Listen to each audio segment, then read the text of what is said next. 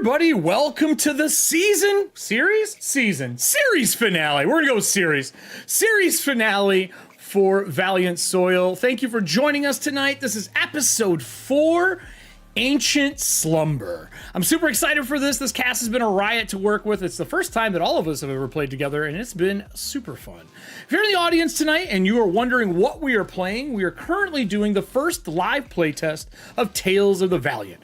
Kobold Press's Kickstarter finished over $1 million because you all are so awesome supporting us and us becoming a first-party publisher. Thank you so much for that. And if you want to know more about it, you can pick up the PDFs and anything that we've put out so far for playtest over on the TOV or Tales of the Valiant website. As of this week, the brand new Small Folk and Kobolds came out for you to use for your game at home. We'll be live here in about 2 minutes, so get ready, kick back, grab a drink, and we're gonna finish this off in a grand style with some brand new art.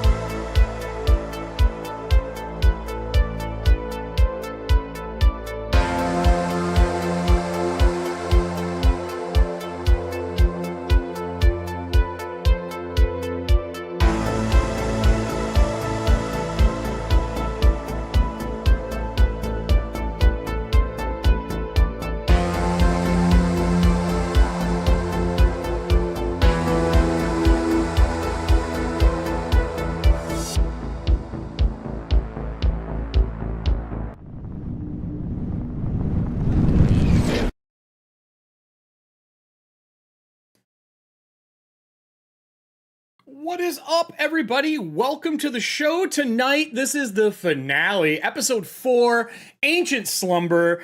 We are talking about all the other stuff in the background that we're so excited about. Thank you for joining us. If you've not been here for one of our live shows, it's very simple. I'm going to ask for some dice rolls from you in the audience, and we're going to start with that right now. I need exclamation point 1d20 from the audience for one of the first rolls we're going to have during the show. We are showcasing Tales of the Valiant with our 4 Valiant heroes. And last we left off, they didn't do too well. They actually almost, one of them almost died, technically speaking. He got shoved in a barrel, and I know this sounds like a joke, like the beginning of a joke, but he got shoved in a barrel, found his way out, as some clay-like skin fur piece was crawling around trying to grab Gata and pull her towards it as well. It was wild ending to what was one of the creepiest bar scenes I've got to do on a show. Nothing like people looking at you at the same time with that creepy smile. You know the one. You know that creepy smile. I'm not doing it. So they met a survivor that came through one of the walls after realizing the inside of this place was done in plaster to keep this slather, the mud out, the soil for the area. And they are currently following this gentleman, Tarfos, down the Marrow tunnels. Now, I've not explained to the players what this is. I just told them they're going to get 2 days of rest and they'll get luck, but I didn't explain what the Marrow tunnels are. And I'm going to bring them all on screen for this because I feel like the reaction to this is going to be one that a camera deserves. So, hello, everybody. I hope you all are ready for this. When you have been traveling behind this gentleman, this elf who's in bone armor and he's got like face paint on, there are 5 other warriors traveling with him. He's the tallest of them. The rest of them are maybe 3 to 4 foot tall, all dressed in bones as well. And they are checking offshoots down these halls and coming back in an hour, 15 minutes, and they're kind of circling and coming back through. What I didn't explain is you are traveling through these cylindrical-like halls. The walls aren't mud. They're like a red and tan paste inside. And you can tell it's been dug out. Like there's scrape and tooling marks. When you get to a campsite, one of the ones will come back and an elven will tell Tarfos, like, all right, the camp is safe. We're welcome to stay there. Let's break off. And you would camp the first night there. They don't talk much, but when they go to eat, instead of like pulling things out of the pack like you are, they literally pull out these like small lacrosse sticks and they scoop the walls and cook parts of the wall in pans in like a fire. And they make sure the area they're cooking on is not on any of that reddish material. It's sitting on like this off-colored gray-white substance, and they cook. And they make it and they put vegetables in it, which you've not seen real vegetables since you've been here. Wait, they're making nonstick pans? And they're cast iron, like metal cast iron pans. But yeah, that would be kind of what you would use. And they offer soup to the party, to the Valiant. And you see the 3 smaller ones. They have like rounded ears. One's got like a gnarled beard that's like all kind of pasted together into a point. 2 of the other ones are missing front teeth on this side. Like one's this side and the other's this side. Like they both got hit by something. Like the scars are matching. They've been through it. And one of the guys who's missing the teeth comes over and goes, would you like some soup as well? It's very good for you. It's healthy. It has a fantastic taste to it. And he's like, takes spring onions out and he's like chopping them and throwing them on top. Did we see where they got this food from? They scraped it off the walls. Oh, that's right. Yeah. Sorry. They scraped it off the walls. This is the same. No, this is different. This right? is tunnels leaving that basement where your characters are right now on the map. It's leaving that area, heading out. And they said, we're going to take you through the tunnels to somewhere safe to get away from Nawant. Because like you don't want to be here. You will die here. Okay. I think Gata's gonna sort of eyeball the bowl of soup. Smells amazing. And Gata's gonna look, and she's going to say, I want to be very clear. I do not mean any insult or offense by the question that I am going to ask. But how do you know that eating this will not turn us into super scary mud monster peoples like the peoples in the bar? How? Oh well, and he like looks to the other one, and the woman looks up, who's got the matching wound, and goes, "It's you've only been on the surface. You haven't been down in the canyon yet, I assume." No, this is our first time. Ah, yes. So these halls, the marrow halls, are the bones of an ancient creature. The marrow regrows inside the halls over the course of a week. So we are just eating the marrow of the previous creatures that have fallen here. They just never completely die. What kind of creature was it? Well, what we're walking through right now is a femur of something. It's probably a good, I would say 70 yards, roughly, long, maybe longer. So a massive titan. Well, I mean, it is why the canyon's named that. The entire area down here is bone fields where we have taken the time to connect the bones together to make safe corridors to go through inside of the low-lying mist that's down here to hide from the soil. Let's just say I'm bone intolerant. Well, I have just vegetables. We grow vegetables back in our camp. If you just like vegetables, I can give you vegetables. They're real. He like pulls out a mushroom and cuts it, and it's a mushroom. He pours water on it to prove that it doesn't melt. Elizon will slowly kind of take like the slightest sip. Yeah, so the bowls have like a little drink poured on them. You can tell that they are like caps of like some form of a bone bowl. And that it is amazing. So good, in fact. Oh, God. Elizon, well, before you say that, Elizon says the awful phrase, in for a penny, in for a pound, I guess, and then just goes all in. When you start drinking, Now the other you can- person's matching you, and they're drinking it as well. And they're drinking, like, not feverishly, but they're just drinking it. It is amazing. So much so, the first time you are wounded after drinking this, you can heal yourself for 2d4 plus 4. Oh, Yeah. So if you get wounded all during right. the day, it's like a sitting healing pot that's inside you. It's like it's a very regenerative substance. It immediately knits together wounds. It's the only reason we've survived this long. Don't leave the tunnels, though. It is very dangerous down here. While the Titans are gone, there are still very large creatures down here. As I'm like, I'll turn to the party and be like, it's pretty damn good. Unfortunately, just vegetables won't do it. The marrow is the main ingredient that does it. There's still broth in stock, but the marrow is the main thing that gets you the bonuses.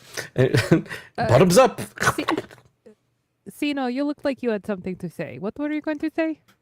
I was gonna simply say that I put all of my healing and get all of my healing from Artemis. I don't need.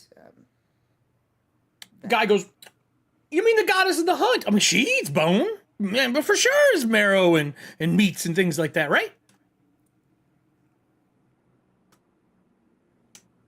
That's just what he says. Let's just say our goddess is very particular. Oh, So am I. oh. Well, do you want vegetables then? Vegetables, yes. Okay. He starts prepping them, and he sears some in a pan and serves you a small, seared vegetable plate. He does put some seasoning on it. It looks like a coarse blue salt that he grinds on top of it. All safe. Again, no mud, no soil, no slather. All right. Thank you. Unfortunately, it ain't gonna heal you at all, but hey, it sounds like you have that handled. And he looks to the other two with bowls. Undar, what do you think? Oh, I'm gonna take it. Here you are. Take a bowl. Is there any soil around? 0. 0. Would I have picked up some soil and put it in my bag? Along the That way? is up to you. I would have. There's definitely like clay and soil left from the fight, so you could have grabbed some of that easily. Sure. So I'll pull some of that out of my pack and I'll just start molding it. And I'm gonna make. Whoa! Don't bring dirt in here. What are you doing? No, it's fine. It's fine. Don't No, worry it's about not it. fine. You're gonna corrupt fine. everything. No, it'll be fine. If that dirt hits the ground, everything's gonna rumble. We can't have that. Put it away. I promise I won't put it on the ground. That's really, that seems adorable. I would like either an acrobatics or sleight of hand check for whatever you're molding to make sure you don't drop any on the ground. Because it is important no soil hits the ground. Okay. Well, then maybe listen to our new friends. It's too late. It's too late. It's all over. It's The all voice over in- now. The voice in my head says there's a chance that this won't work. Okay. Just need a 10. Was it acrobatics? Acrobatics or no. sleight of hand, either one. Dexterity based. Yeah. 18. There you go. Yeah, none of it drops. You make sure you do it over the bag. No crumbs anywhere. And you can see they're all kind of side eyeing and watching you. Not like gonna jump you, but like, oh man, I hope he does not drop any of that. And the other one adds a bowl to Gata while you're molding stuff if she wants some. I will take the bowl. Okay. But then Gata will look down and say, this is maybe a small detail, but I'm just interested to know. Are we actively drinking soup from a skull right now? Is this a skull bowl? Is that what you ask? Yeah. Oh, there are bones from these weird, large, 8-foot tall, axe-like beaked creatures. When they pass on, we use their the top part of their beak to make bowls. We don't really use any stone or dirt here for safety reasons. Oh yeah, I get that it. makes sense. Yeah, that's good. I was just kind of hoping for skull soup. You know what I mean? It just kind of seemed cool. Well, the marrow is from the walls. you This is know- real. I mean, this is real marrow. All right, fuck it. I'll try the soup. Same thing. You want any time after for 24 hours, you can heal 2d4 plus 4. Sino whispers to the person to try to mess with them. She enjoys drinking from the skulls of her enemies. Oh yeah, we do too. what the elf says and looks like says the same thing we do too, and he nods at Gata as he drinks some more. Now you would rest here for the evening. Is there any conversation needs to happen? This would be your first rest where you get your first +1 luck. Also, I said you all get +2 luck, but I should really offer to the group, do you use the cube? Oh, I for sure. absolutely use the cube every single day. Oh no, you have it, don't you? Yeah, I have got your special bag. I'm assuming that everyone's going to use a cube. Is everyone going to take a +1 luck? Is it like a boo and then everybody, or you have to like You have each to one touch of it. each one of us? Oh, okay. You have to make a contact with it when you activate it, and then everybody gets a luck. Okay. Gotcha. Like the Space Jam basketball. Yes, Sort it's of. the Space Jam basketball. Does everyone take it? Yeah. Yes. So as they all touch the cube, they all get their luck. The camera travels back to the Slather farm, and the guy is plowing, and he stops, and he's like, well, it's not my fault that why am I having these memories? This is the worst. And he like rubs his eyes again, and it cuts back to the group. As everybody gets their luck for making the Slather farmer sad. It cuts back, and I toss it up in the air like freaking Guardians of the Galaxy, and just like plop it right into the bag. I don't He's know just- why they call it a sad box. It makes me feel pretty good. Yeah, you all feel extra lucky. Is there anything else that needs to happen during the camp? This first one, and then we'll do the second one when we get to the survivor spot. Is there anything that needs to be discussed between the party, or anything you want to ask this group that you're traveling with? Oh, I know what I would like to do. I'm I'd here like for it. to, as Gata is like sipping her soup and thinking about it, she's gonna look over at Unthar and be like, "Hey, Unthar, again, no offense meant by this question, but what the fuck is wrong with your eye? What's going on there? That's new. That's a new thing. That's fun. What's that? Are you okay, buddy?" Oh, I'm fine. It's like looking up at the wrong like I'm looking at you and it's looking up and like looking around. I'm fine. Yeah. Yeah, but It just moves independently. I don't know. It's like you went into the barrel, you had two eyes. You come out of the barrel, now you have spooky clay eye. You feeling okay? I just got some mud in my eye. It's fine. Elazon, Sino, should we maybe talk to Unta or maybe get the doctor to look at it or something?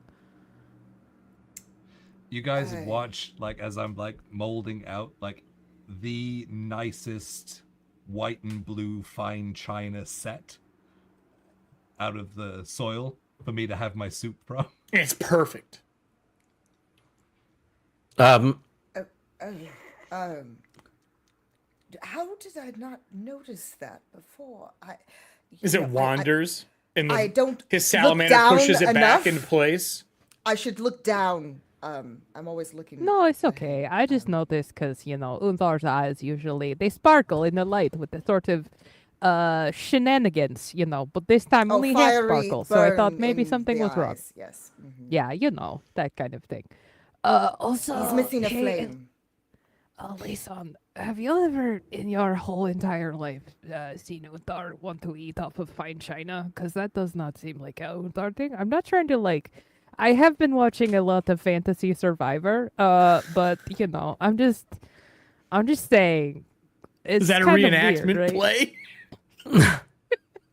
No, it's I know. it's just regular Survivor, know. but Jeff Probst is. I a dragon. believe I know. it was less than 24 hours ago that I saw him get sucked into a barrel and his skin peeled from his body. It's this eye thing.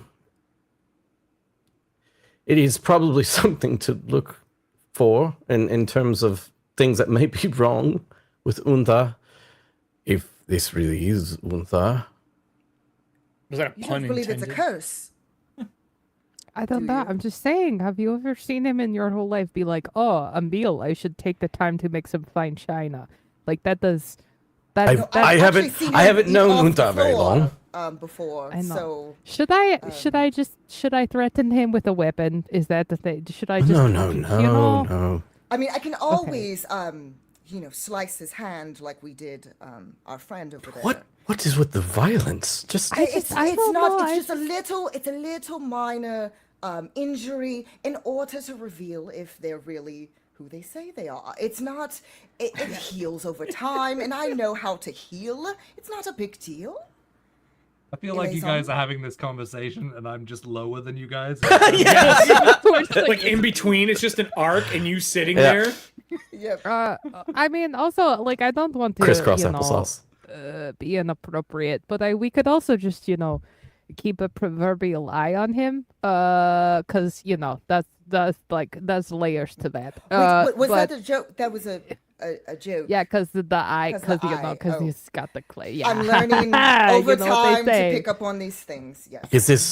Is this a group thing? Just the jokes, they keep flowing.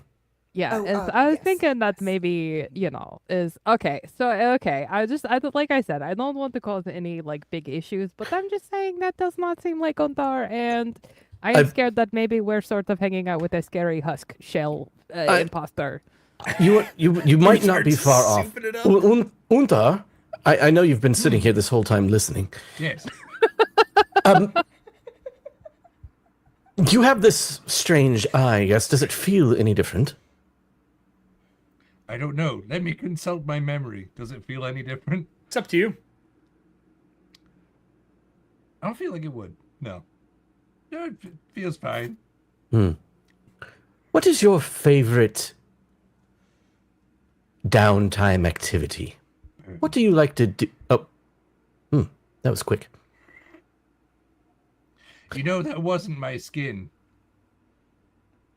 It What? surely looked like What? your skin. It looked like me, but You it are- wasn't. But How tell do me, you you, know you that? I were heard you talking, were. but I didn't want to interrupt. There No, wasn't it's fine, it's fine. There wasn't a point where it was good for me to interject. Understandably. Every time there was a pause, I had a mouthful of soup, and so I had to wait. I do appreciate this new courtesy you've shown the group, but I'm just concerned, as the party is, to your newly found eye. What about it? It's... Never mind. Just stay ahead of me. That way I can keep an eye on you at all times. Yes? Just for your own safety. Don't you usually go ahead? Isn't that your thing? Normally, And yes. that's why we picked you up, wasn't it? That and the car. I could just as easily tell you where to go. Oh, that sounds like a threat. No, not a threat. It's just simply keeping an eye on you at all times. With that, Okay. I would like to remind that Would you rather hold hands, Unta? Wait. I had the audience roll earlier, and I need to know what everyone's passive perception is. Oh, 14. Okay. 15. Okay. Mine is also 15. Okay. What is you in your little salamander companion? Mine is 12, and this would be 10 plus -1, so 9. So, anyone want to spend a luck point? I'll do it. It's the finale.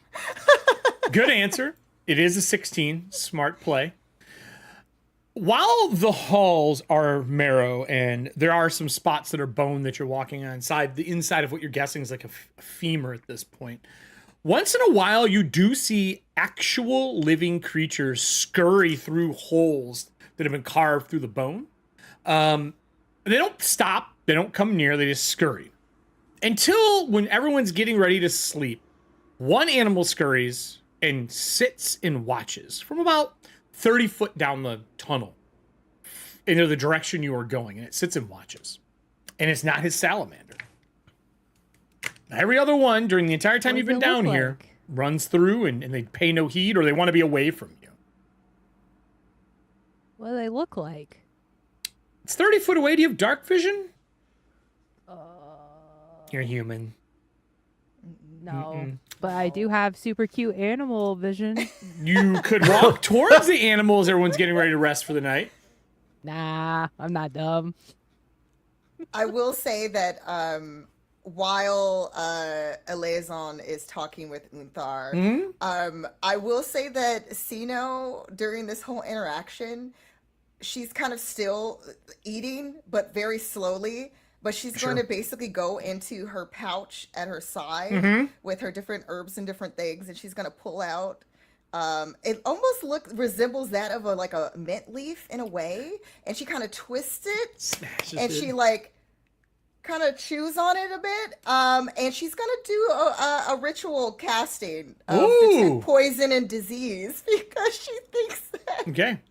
this there's something really wrong. I 'Cause need now, to I don't know, is it what you touch and eat or is it vision that you see? Because this is very important. I can sense the presence and location of poisons and poisonous creatures and diseases within 30 feet of me. You sure do. And I can identify You do. The set of great, finely crafted china that Unthar made is poison. And that is literally what everyone hears.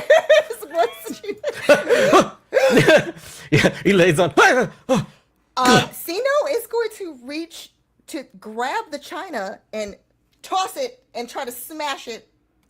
But she's gonna do so, not touching it. She's gonna use basically cloth. He's got a bowl. You could just toss the bowl. Yeah, but she doesn't want to touch it, so she's gonna try to. It's not the bowl. I can It's spoon just race it. the silver. It's just the china he made. just a silver. It's just the china. Okay, yeah. However, she could do this. She's gonna try. I don't know. You're gonna have to tell me. Okay, so basically, it's just the silverware. No, it's Just the china, just the soup spoon that he made, and probably a holder for his soup spoon. He said it's There's fine a bowl, china which is upon another plate that holds the bowl. that holds the bowl. I feel like she would still wrap her hand and try to yank it Okay. like a little kid, like you're yanking something out of a kid who's trying to put something in their mouth. Like when your dog finds chocolate. That too, yes. Are you letting this happen, Unthar, before? If we were settling in for the night, Yeah. I would be walking. I would be walking around, trusting my friends, and as I always trust my friends, and, like with 2 small flints and just catching them at various points. Making fire around the camp. I'm casting alarm around. Oh, you make a perimeter alarm. All right, nice. So you get a perimeter alarm. So you can I'll grab take him while 10. he's doing that. I'll take 10 minutes. Yeah, no, it's over by my pack. Okay. I'll take do 10 you minutes. break them or do you just wrap them up? What are you doing with them? I want to destroy them. They're China. I mean, it's not hard. But also to like basically as far away from the group. So even if I have to like Going back the way you came, because it's just a tunnel. So you're going the way you came, yeah, just like or back in that direction. or back the way you're going. No, not where we're going. Not where we're heading. So I'm back trying to where do the it horrible basically- things where you're gonna. Yeah, just throw it with all the horrible things. that Okay, we so you left throw it behind. down the hall and it shatters, like China, and then it turns to mud and it slowly starts to sink into the marrow. Oh no! It wasn't supposed to touch the ground. I forgot about that part. What in the name of all of the gods, Cena? Oh, I'm sorry. I panicked because that is what he was using. Is poison. Poison. You know, Cena, if you were jealous, I could have made you a set as well. No, it's not, friend. It is not jealousy. It's me trying to make sure that you are not putting despicable poison into your body and ending up worse than with whatever is going on with your eye. So which could almost be a as little- quickly as it shatters and flies, like hits and shatters, you see everyone's resting. Even the people who came with you, this little troop, are all getting ready to rest. You see the redheaded halfling get up and sprint down the hall and scoop all the marrow where the dirt is touching. And she puts it into a container. And she's like, now I got to carry this with me. And she's like putting a lid on it. But it's, not a ton, but it's like 4 pounds of clay. And she scoops it and puts it in a container and puts a top on it and starts tying a rope around it and drags it back. She's like, look, you can't do things like that. If you need to destroy something, we got to put it in a bowl. We add water. We dispose of dirt elsewhere. If it touches the marrow, it could corrupt an entire food source. my apologies. Oh, my God. Listen, it won't happen again. Look, your friend's again, not already familiar with poisoned if that's what procedures. you're worried about. Look at him as his eyes like looking in the wrong direction. Well, I don't want him to. Yeah, Become he's further got it. poisoned He's and all. die. He's already been eating the soil. He's one with it. He ain't leaving. He's stuck here now. Okay. Very quickly. Hi. Hello. Yes, we talked earlier. You like the soup. Yeah, no, I know. I remember. I was just saying hello again. It seemed polite. I was just wondering, maybe for like the sake of my friends, not for me, obviously, because I know what's going on. But for the sake of my friends who don't, maybe you could sort of, like very small children, explain to us everything, just the marrow and the dirt and the soil. Wow. Could you sort of like brief us on how best not to die while we are with you? Ready, set, go! Redheaded halfling looks up and she seals the container and goes, I thought we were resting, but I don't know everything. I just know what we know. We were all surface dwellers. We were up there. We took refuge down here the first time we climbed down and we found real food. And we've been down here making camps and places to survive. There's full-fledged real trees down here that bear fruit near the water. And we just know the soil is bad for you. We know when people die, they're never dead. You go into the Nuat the next day, someone who died the day before in a horrific manner, torn apart by something, fell off a roof, fell in the canyon. Within a day or two, they're back in the city at their house like nothing happened. Always wearing the weirdest like burlap cloth on them. It's weird. And Tarf, who's like snoring now, he's like, he says that they're all in the fields. If you ever go east of the village towards the farm, they're all in the fields. The people are like hanging by these weird wooden contraptions, and I don't know much more than that. I just know that the dirt can't touch the food sources, the dirt can't touch the water, and we're safe down here, and the fog keeps us hidden. because the mist that's in the fog stops the soil from chasing you down here. It hurts them. It's probably because it's wet. And yeah, it does not rain down here though, right? Oh no, it rains here. It rains underground as well.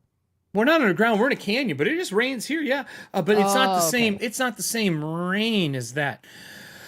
You'll see tomorrow. We're gonna walk through an area where the tunnel's open, and you can see the jungle that's grown over top, and it rains through the canopy. Okay, yeah, that's fine. Thank you. That's very helpful. Just don't eat the dirt. He like looks to the dwarf again. He's like, it'll kill you. Sino, Layson, do you have other questions for our friends before we go to bed? We just figured you knew already. Sorry. No, it's okay. We are learning as we go, you know? No, that's what we did for years. Your friend over there is lighting little fires. Are we in trouble? No. Don't worry about him. Yeah, okay. Don't worry about the This guy is who normal. lives with weird soil stuff. Okay. Well, I'm going to sleep. We're going to hope that we don't die in our sleep from your friend. And we'll continue traveling tomorrow. And she, like, moves her bed, like, next to the elf a little further away from the fire and cuddles up, like, in her sleeping furs, hoping that she doesn't get lit on fire by the guy with the crazy clay eye. Fair. Okay. Cool. I'm gonna sleep closer to Uther than I would normally. Okay. And I'm gonna keep my axe out. Oh my. All right. Does it seem like he's poisoned? Like with what I was able to get, that Uther, I mean, not just the when it's in item, his is mouth, you poisoned. see the glow. Once he swallows it, it fades. The color of the magic, the sea poison, that like ichor green goes away. Uther, before we go to sleep, there is a way for me to ask Artemis for the power to heal you of your poison that's possibly coursing through your veins. What poison? Is my dear sweet Uther, did I not tell you that the items you were using were poisonous? Hence why I threw them. Is that why you threw them? Yes, of course. When have I been ever known to just throw things randomly, at a whim, for no reason? I was like, are we answering this question? And don't talk about weekend at Bernie's. That was a different situation entirely. Look, you asked. Untha, we are on the same plane of existence, yes? Don't do that! Sorry, I was just spacing out in the corner. You understand that what you have in your face is abnormal, right? Any other person that I know would want to figure out why they have this thing in their face. You seem unbothered, untethered. Why? Because nothing seems wrong. You missing an eye. You having an eye made of mud. I have two eyes. Make my correction for me, sure. You do have two eyes, but you have one made of mud completely. That is not normal. Sino takes out parchment and writes letters, almost like if someone went to the fantasy version of an eye doctor. Okay.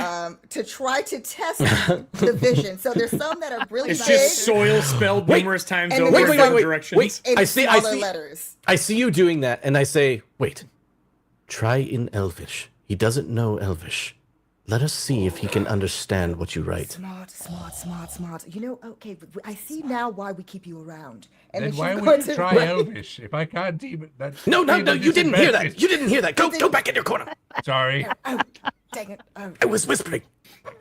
I just want you to know that I literally have a still here. campsite up, and you're all arguing within like 15 foot of each other.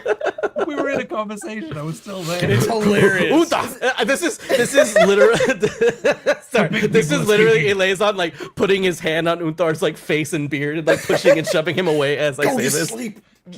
No, just wait. Earmuffs. Yeah, I do earmuffs. And then Sino mixes Elvish with normal Sure. letters. Yeah, and like then real normal, basically- like common. Yeah, And, okay. and they're going to be like different sizes, like big, Okay. medium, and All then right. really bitty bitty. And usually he's known with his fiery vision, his fiery eyes. He's pretty good, even though he's a little older. Hey, Jay, It's you got your fine. Discord up, buddy? What? You got your Discord up?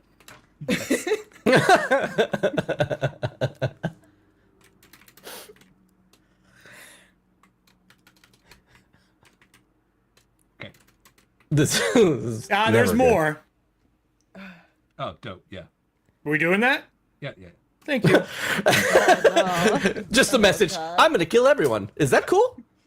Yes. TPK. That's the letters you see. Can I get a D20 from the audience, please? Another D20 from the audience. This is TPK. Why would you write those? Why would you write those letters down, Sino? Strange combination of letters. I don't know. It's like literally the big T, the middle P, and the K is super small, just in the middle. Are you gonna read it out loud? Yeah. All right. Are you gonna do that as well? So you can. Do you understand the Elven as well? I do. He understands the Elven as well. And he says it out loud. Yeah, sure. Yeah, he mixes the common and I Elven read together it as he reads it left off. to right, then I do just vowels, then I do just consonants. Yeah. All right. Okay. And then in reverse order. The ghost inside of you goes, wasn't he not able to understand me last time? Elizon will kind of go over to Unthar now, and I want to inspect his eyeball. Unthar, if you will allow me to, like, literally get right up in your freaking face Wow. and inspect this eyeball inside of your head. Can I get a perception check from you? You want to get all up in this? Oh yeah, up in all up in your biz. goodies. You want some of this smoke? Because where there's smoke, there's fire. I can't even.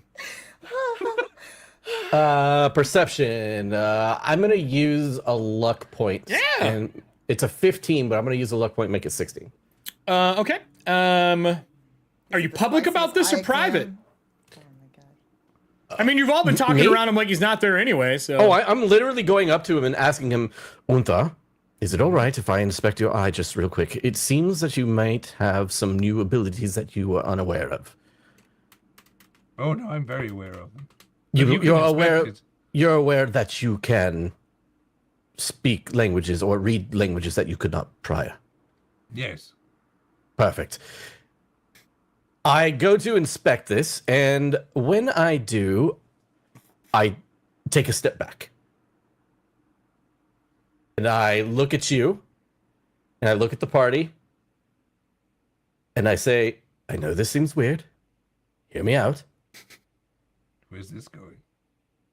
The eye is trapped. There is some sort of magical deterrent. There's a like for you to look at it. Yes, for instance, if I were to mess with it or further inspect, I think I would be very much in trouble. Okay, what if I just I don't know, like sort of, like out with the dagger? Could I just? I think that's the You whole know how I love trap doing that. part. I love taking out the knife. I don't know how you know that. That was not part of Weekend at Bernie's. Again, Ixnay on the snatching out the eye aid. I don't think you're. Never mind. If I speak can that as hear well. him,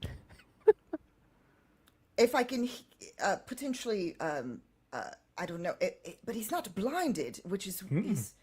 I don't think it's a matter of him being injured or a Do you healing need aspect. it out? You can take it out, Untha. Fricks, do the thing. Oh, Frix comes up and crawls over his face and he gets his little hands in there. He's like, oh, oh. Oh my pops it god! out. Oh no! Yeah.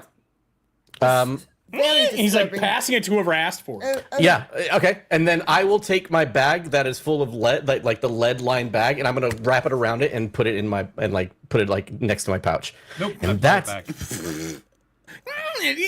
he like runs for it in the bag. No, I fly the eye back.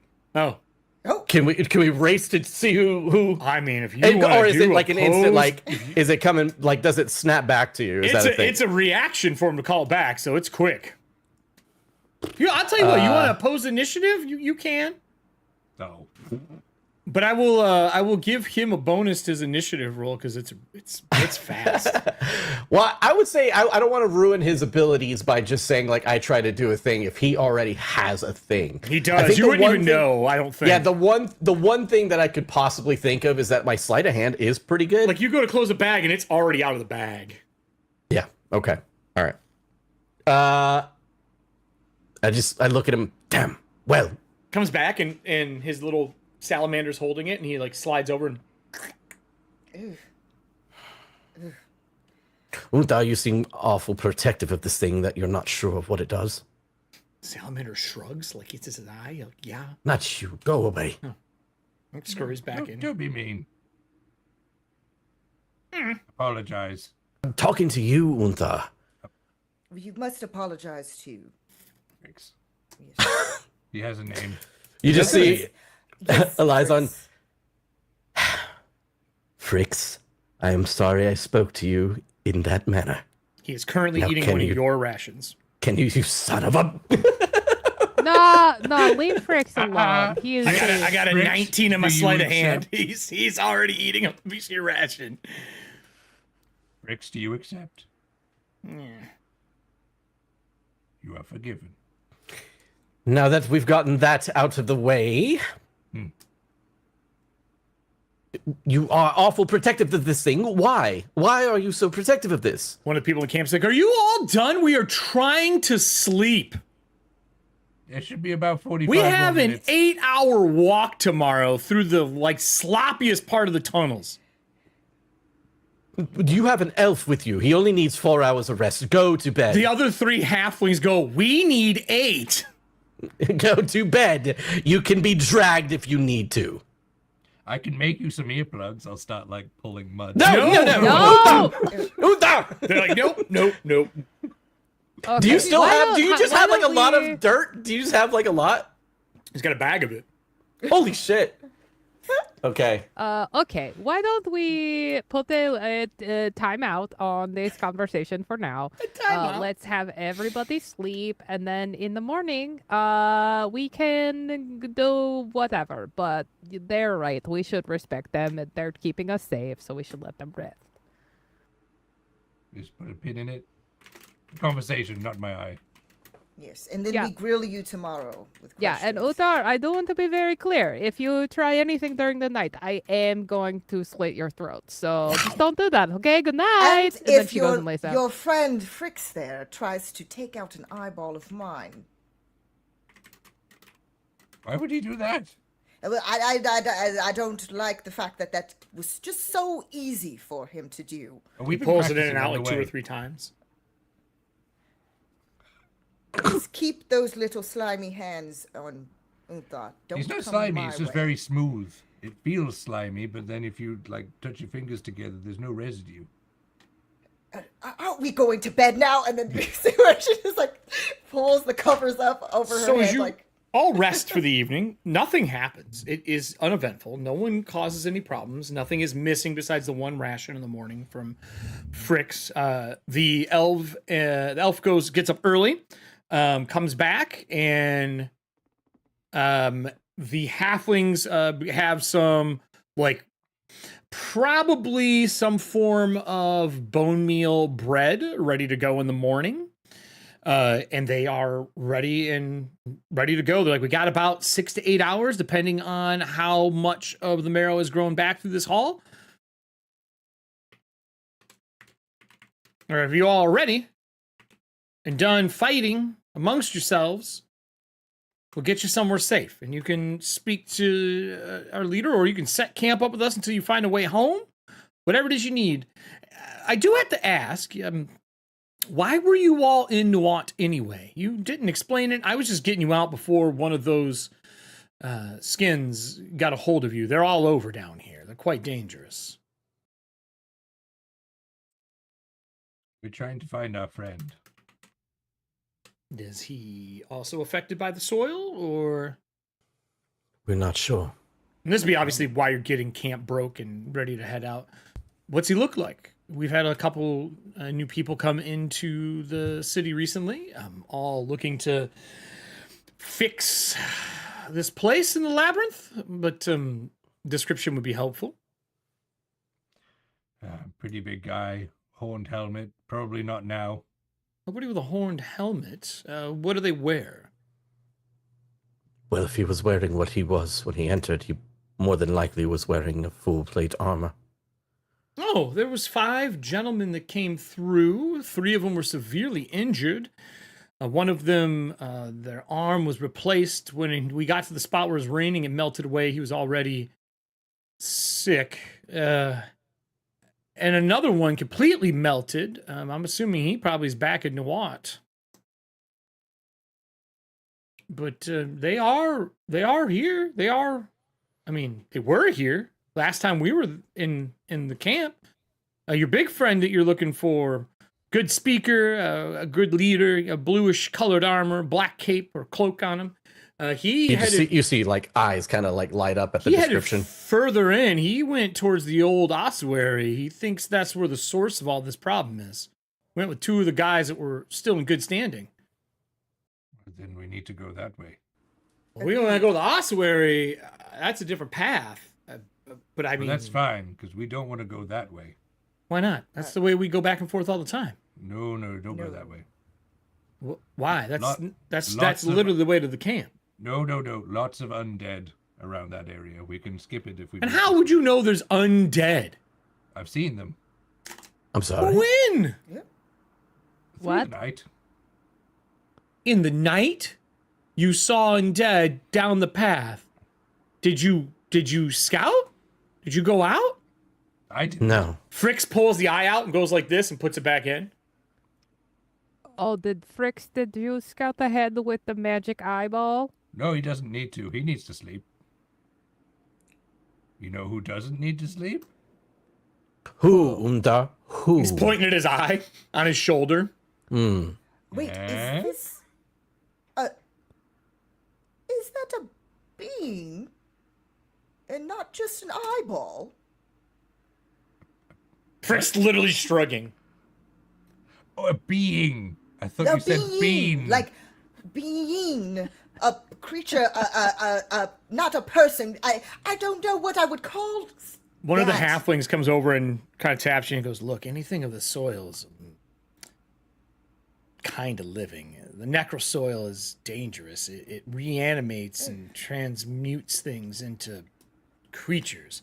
For all we know, that eye is sentient, or it could be an entire creature that's alive. The soil all talks to each other. I mean, what one soil knows, another does.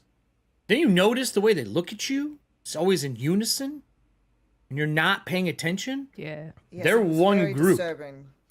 Would I, with everything that's just said and with what we've gone through, would Elizon put 2 and 2 together and think that they are currently being spied on through that eye?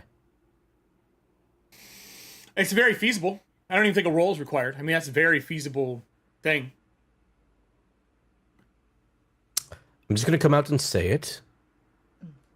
If you are able to see ahead and you saw undead on the path, and you say that, you little one, you say that they have but one mind, at least they are able to communicate quickly between each other. I believe, if I'm not mistaken, that eye could possibly be a way for them to scry on us. Why is that? Oh, because the soil connected. Yeah, I mean, they can see. Here's the thing. That soil doesn't work down here. That's why we're down here. If we go through we have to go You through say the that forest. soil doesn't work here, Well, but he was able to see In ahead this part of the into tunnel, night. it does, but you'll see. We only have like an hour out. You'll see why it won't work anymore. But if we got to go to the ossuary, that's a different path. Which way is it from here? Like how Well, far away? About an hour, we're going to come up to a split. If we head through the rib, that'll take us towards the ossuary.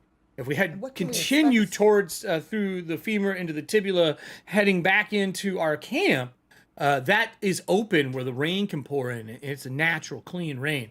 Anything he has that's soil will melt away. Can I tell if Unthar is lying when he says that there's undead up ahead?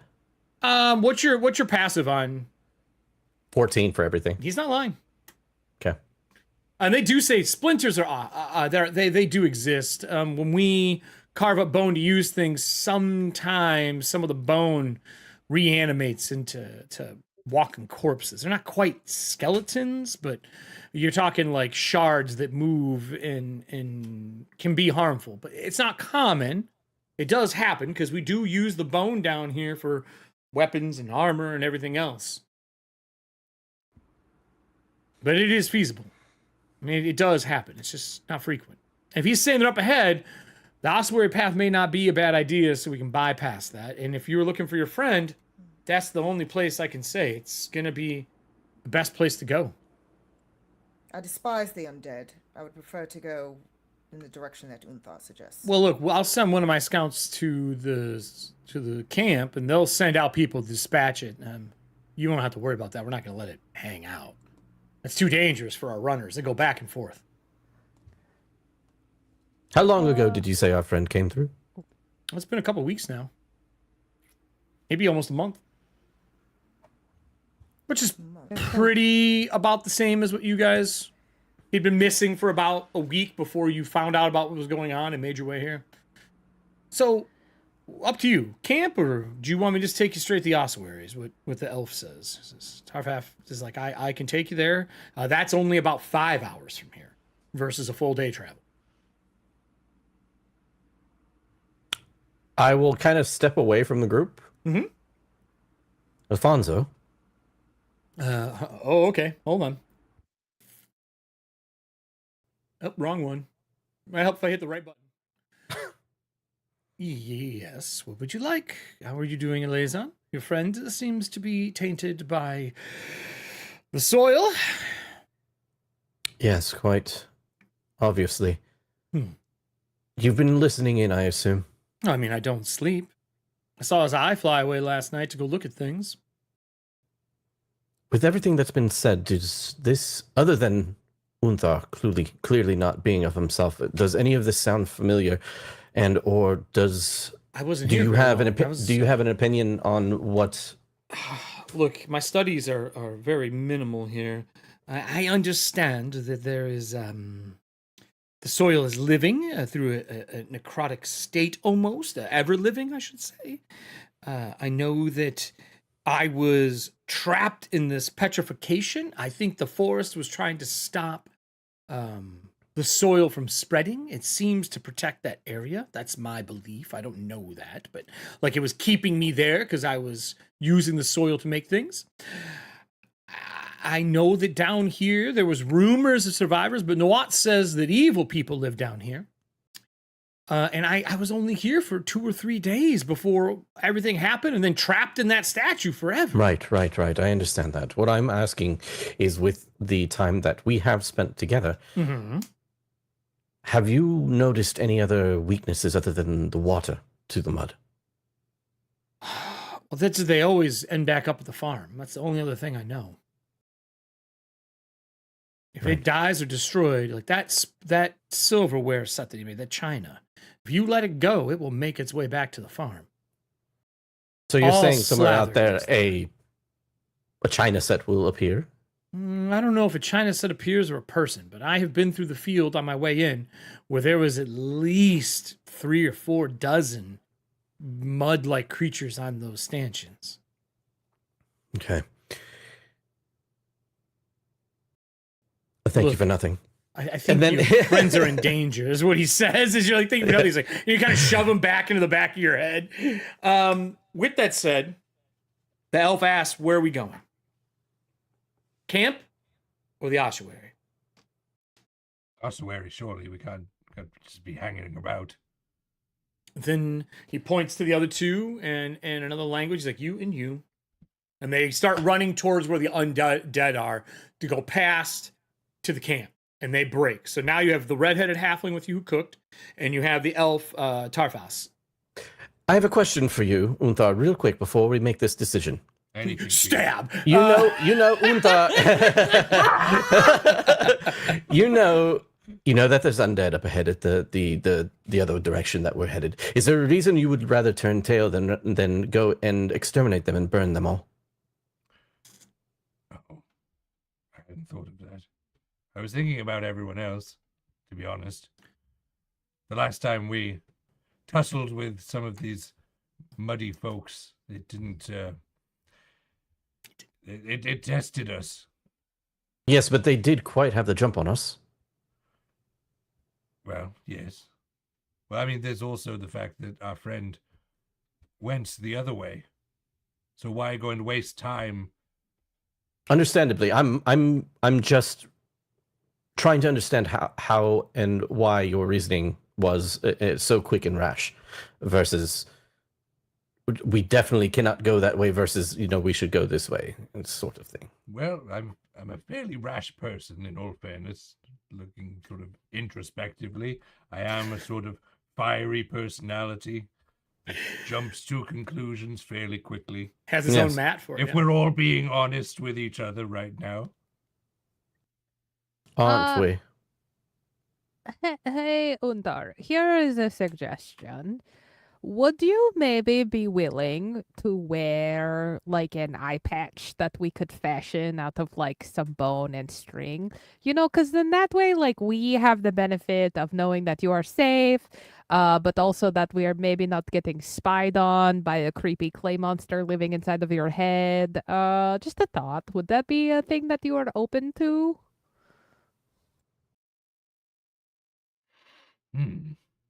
Frick's just like covers the side of his face and like covers his eye. Does that do? And, like puts As his much tail as I down into love it. that animal, I don't trust it. Tarfast goes, I have bandages if you would like me to fashion one for him. I can make one out of soil. Just give me a second. No, No, Undar, we talked No. about this. Hold on. And he pulls out a bandage and rolls a pretty big pad, and Brooke comes over. He's like, here. And he hands it to whoever wants to do it. Since you're a cleric, has casino. You're welcome to bandage him. I honestly don't care if he has soil or not. Once we get to the river, it's no longer going to be a problem. We have to pass through that no matter which direction we go. Right. It's all going to melt away. Okay. Can I apply these? Yes. All right. So you bandage him up and cover it. I will say, as that happens, there is a warmth that he feels. She's actually doing resistance, like the cantrip. What As resistance? she puts it. No, it's just the resistance cantrip. So she's just, as she puts that on, to see if like maybe he's able to, I don't know, Eye's still there. protect it a little bit. There's a protected. It's just like in case. Yeah, right. Yeah. In case. Yeah.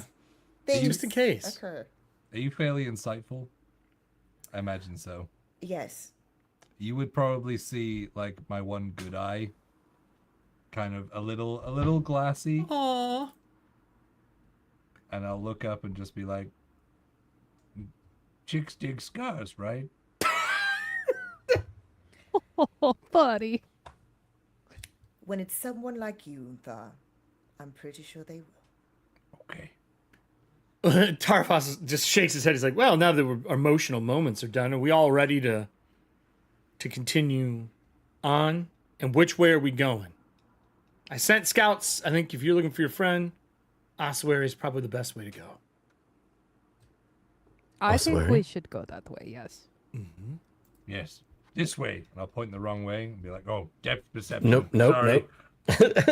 I'll take your hand and just push it in the right direction. I want to do something, and I don't know if it's possible. I'm doing a lot of ritual stuff right now. I mean, you have 5 hours to travel. So, Yes. sure. I want to basically Sino is going to kind of pull out. It's almost like a it looks like something that you would like almost like it looks similar to a dice tray. But it's smaller and more flat. And she has a set of moonstones, but then also too like these darker. They almost look like oh my gosh, obsidian. Oh, okay. In a way. Sure. And she's casting augury. She's trying to see. Okay. She wants to determine if the path, and she's trying to. This is like kind of a divination type situation where she's trying to figure out if the path that they're going is the correct path. That For they should go what? upon. Correct path just to find your friend? Yes. Okay. So there is, in the middle of this place, there are breaks in the bone marrow tunnel where there's cracks, and light does pour through and water comes through in spots. And you can see trees, and in one piece, in the middle of the day, there's a beacon of moonlight that you walk through. And you get a vision of going through the tunnels, through the water, and into what seems to be this red canyon filled with tar. It feels like this is the right direction. There is a silhouette of a man in blue steel, like armor, standing at the doors to this what looks like a big temple, which you're guessing is the ossuary. That's your guess. And I will say, same thing, Dan, with that thing that you mentioned. You do see all of your guides collect water from the river here. Okay. They say, well, this river is going to be no more than I'd say 2 foot deep in any spot. It is very clean. If you need water through here, feel free. And you do notice, like, there's trees and growth. There's still, like, bone embedded into the wall, almost like if you were digging and looking for bone. This is kind of like the area where it would start.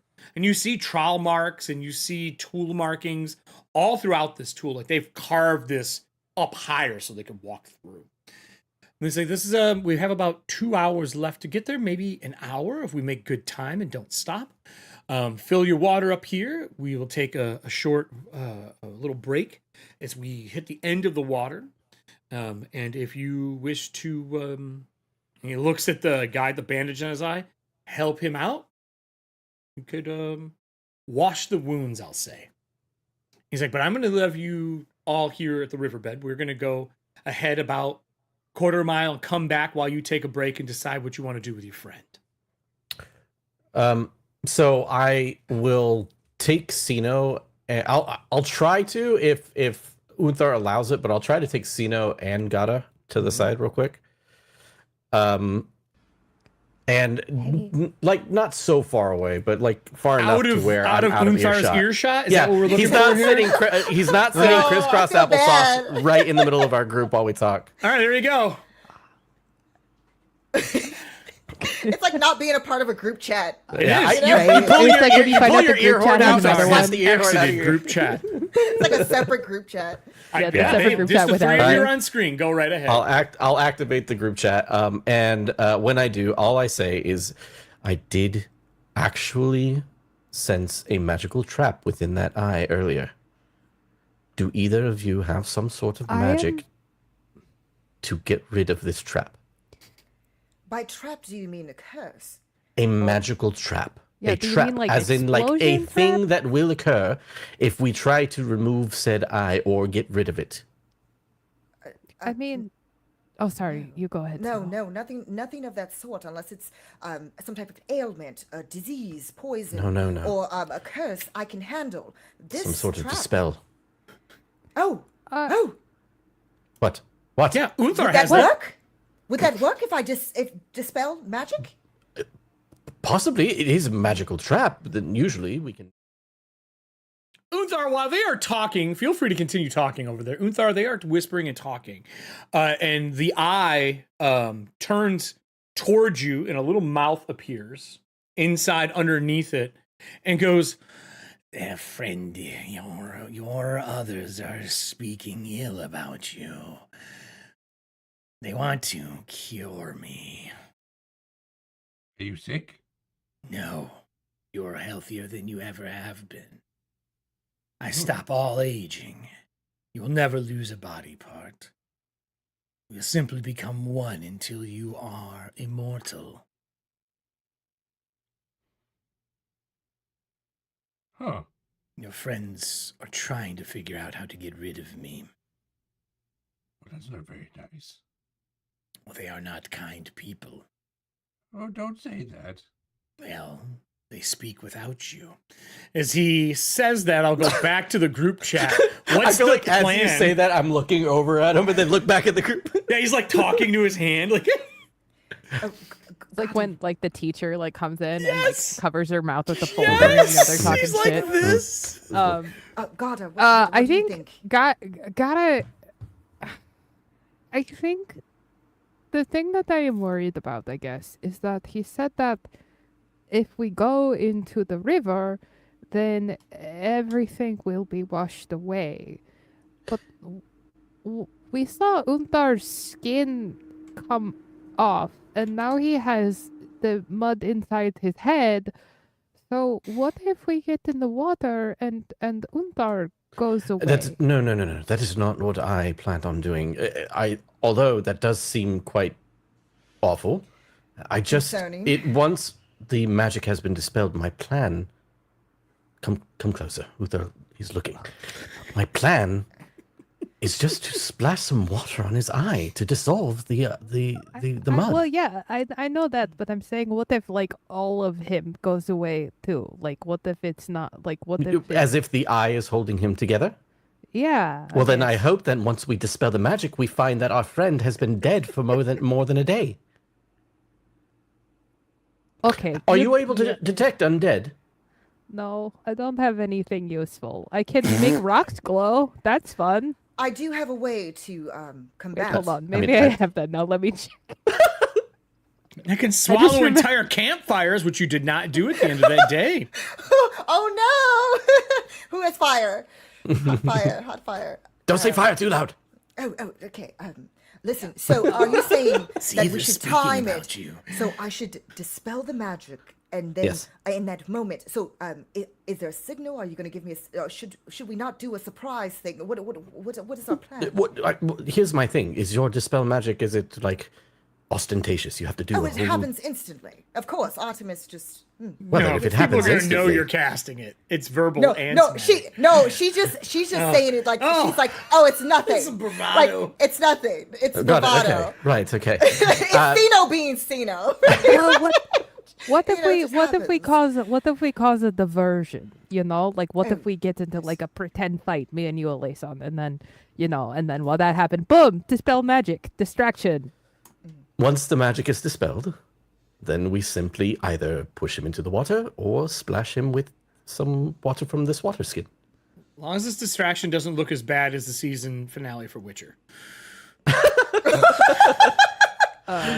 Okay, I'm okay with it. I'm just really worried mean to that we're laugh at going to accidentally make Unthar not be alive anymore. Gata, if you don't mind me being so brash, and I know I haven't been with this group for so long, and you have a relationship with him, a friendly relationship with Unthar, but if our friend is already dead, he is already dead. We will either release them from this curse, or we will find out that he has been undead and listening in on us the whole time. But if you are unsettled, there are ways to keep those who are deceased. Let's just say there's ways to bring them back. Planning this for a dude's little bit. funeral. So, if that's the case, I'm not saying. Do you know his believe that next of that's- kin? We need to notify them Okay. once he. I sorry. just want to say for the record that if we push Unthar into the water and he melts and goes away forever, I will take care of Frix. That's all. Like I just want someone to take care of Frix. But okay? why are we Oh. pushing him into the water? I thought it was just Just a the wa- splash. yeah. of I the don't eye. know. Just I don't want to risk missing. He's walking through the water right now. I'll point out he's walking. He's not melting. Like you're all walking in the water. It's We're not all, to like, his whispering. waist. Do we He's turn just, like, around in and it. then we He's just just like he's just splashing his face and like. Yeah. do we see him digging just into like the in the water. water? Oh, Yeah, okay. he's talking to himself. He's standing in the water. It's like waist high on him. He's not melting. Okay, just gotta kind pops out of the of water, like- Okay, well I have I no love idea there's what's all going these on. worries, and then you look back and he's standing in 3 foot of water. It's you know what though? Who knows Anna if looks that magic? embarrassed, but she's fine with Well, who knows if the magic is what's keeping them together? So like the moment we take care of this eye, then it's like. Whoop. I mean, who knows? So okay, Yeah. Okay. Well, he Are you seems to doing be this doing before the okay, scouts get so- back? That's all I want to know. yes, I don't want them Yeah. to see anything. Okay. Okay, Sino, do it now. He's swimming. Do it now. I'm doing backstroke and like squirting water out my mouth like a fountain. Release my friend! And then she snaps her finger. What? gonna cast Dispel Magic? Is that what She you're doing? yells that, yes, and she's casting Dispel Magic. Cool. I'm really happy that you have that spell. It's a D20 worried. roll because it is. Yes, it is. It is higher level than that. Yes. Yeah. Give me your D20 roll. Your caster level check, I think, is what it is, if I remember correctly, in the new version. It is. Yeah. Give me your caster level. D20 plus your bonus. Its DC is equal to the spell's ring plus 10. I'm sorry. Oh, it's plus 5, so I think it's DC 15. So you cast a spell on him while he's swimming. Unthar, you hear a little bit of like a grumble and a scream inside your skull as the eye begins to crumble. Oh. I jump on Unthar and dunk him. So I jump on Unthar and dunk him. Baptizing Unthar as the salamander jumps off his forehead and starts paddling for the wall. You feel the cold water wash in. You feel the mud begin to form, and it starts to soak into all the cavities inside your face. I need a Constitution saving throw. Would you like to use your Doom Point to give yourself advantage? Yeah. Okay, so it takes one away from me. Please make your con roll with advantage. Oh my god, this episode is so tense. Has any episode not been tense yet? This is like tense. No, that. Those are not good rolls. No. He's like, how bad are my stats? Wait. I mean, not a Constitution dwarf. I mean, you got it, but he ain't the best at it. Resistance? Because I gave you resistance. How long does that last, though? Hold on, like I'm gonna minute, check. right? It's a minute. It's been longer than that. Sure. I mean, you did it right when this conversation happened. 100% we'll give it to you. You timed it out. Your purpose is being met right now. There's no reason for me not to allow it. D4 and a save, right? Yeah. I don't know if that's gonna help, but maybe. I mean, I don't know. It depends on what jewelry dice he's rolling over there today. Today we have Today on TOVQVC After Dark. Math. Oh, it always escalates quickly, Caitlin. Always. They are not subtle. It's not. They don't even know how to spell it. They think it's a P and not a B. That's 15. 15. Are you comfortable with that? That's with me using both luck. Oh my gosh! I was gonna ask. As it starts to melt, remember what I told you the eye does? Mm-hmm. That happens inside your head. Oh. So, the spell is maximized, Mm-hmm. and it dispels everything on you. Boom. Your familiar vanishes. The bond is gone. Oh no! All your magical items dull out, which they may come back depending on dispel if it affects, but it maximizes and affects everything. I think if I feel that, I like quickly go to the shore Mm-hmm. and like slam my mace down, let the shutters go down. Is the mace still lit? Ooh, I will let you have a separate save for your mace. I am 100% okay with that. It's an item save. I have your item bonus here. Okay. Is it an advantage? No, it's just regular because Well, I have a second Doom point if you'd like to use it towards your mace. Oh shit! Yeah, let's go. That's advantage. Why is he getting 2 points? Very good question, right? That's a natural 14. That's with the okay. With your bonus, your mace, you shut the shutters and there's just smoke coming out of the top. And you know it'll burn in there with the oxygen coming in as you slam it in, as all the magic washes away on him. Like the color of his robes kind of change a little bit, like everything dulls. And the water around him dulls to this black ichor. And then it fades as it kind of washes out into the little river that you're in. And it washes away back towards the way you came. Unthar, it's a really weird about 5-10 minutes for you as your magical items slowly begin to kick back on. The potion that you drank by having the bowl of food, that is gone. Your mace is still lit when you check it, and all the magical items come back, but you do not get back the eye. It's just a hollow socket now. I think almost immediately, because I jumped on him and then Uther swam over, did the thing, checking if it was magic items. You dunked him I saw like the you black. did in the pool, and he swam away from you. Yeah. I think almost immediately coming back up out of the water and seeing him do this and everything like that, I just go over there and like try to comfort and or like snap him back in. Unta, are you there? I have the worst question for Jay.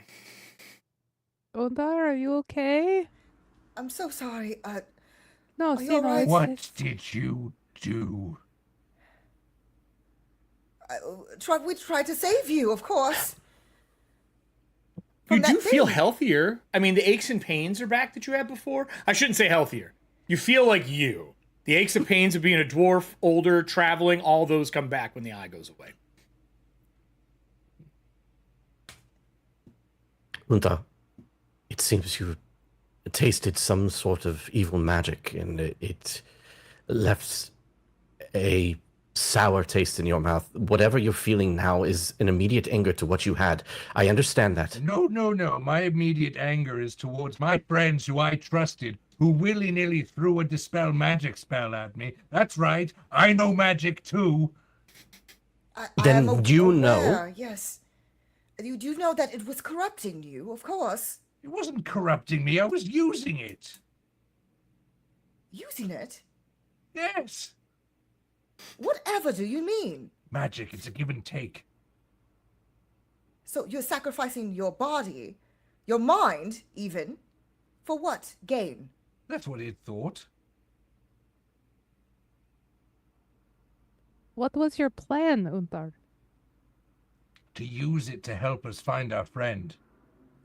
To give us an advantage against these weird mud people.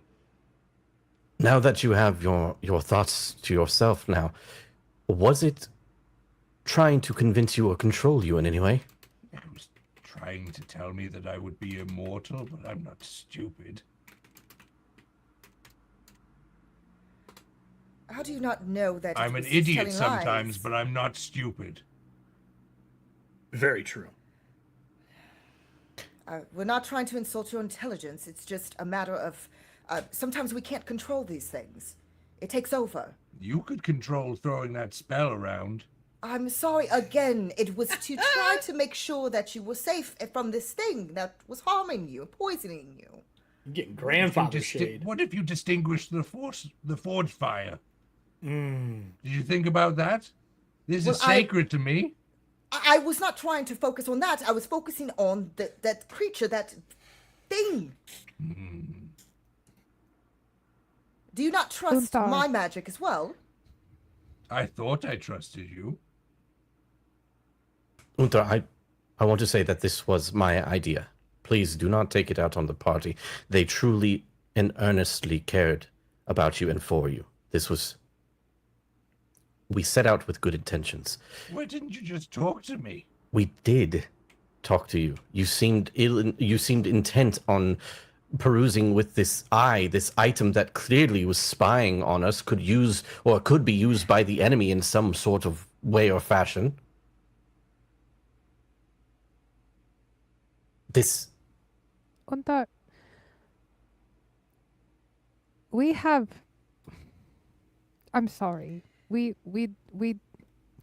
meant well, and we have lost so much together, and I think our fear was not our hope was not to take something away from you.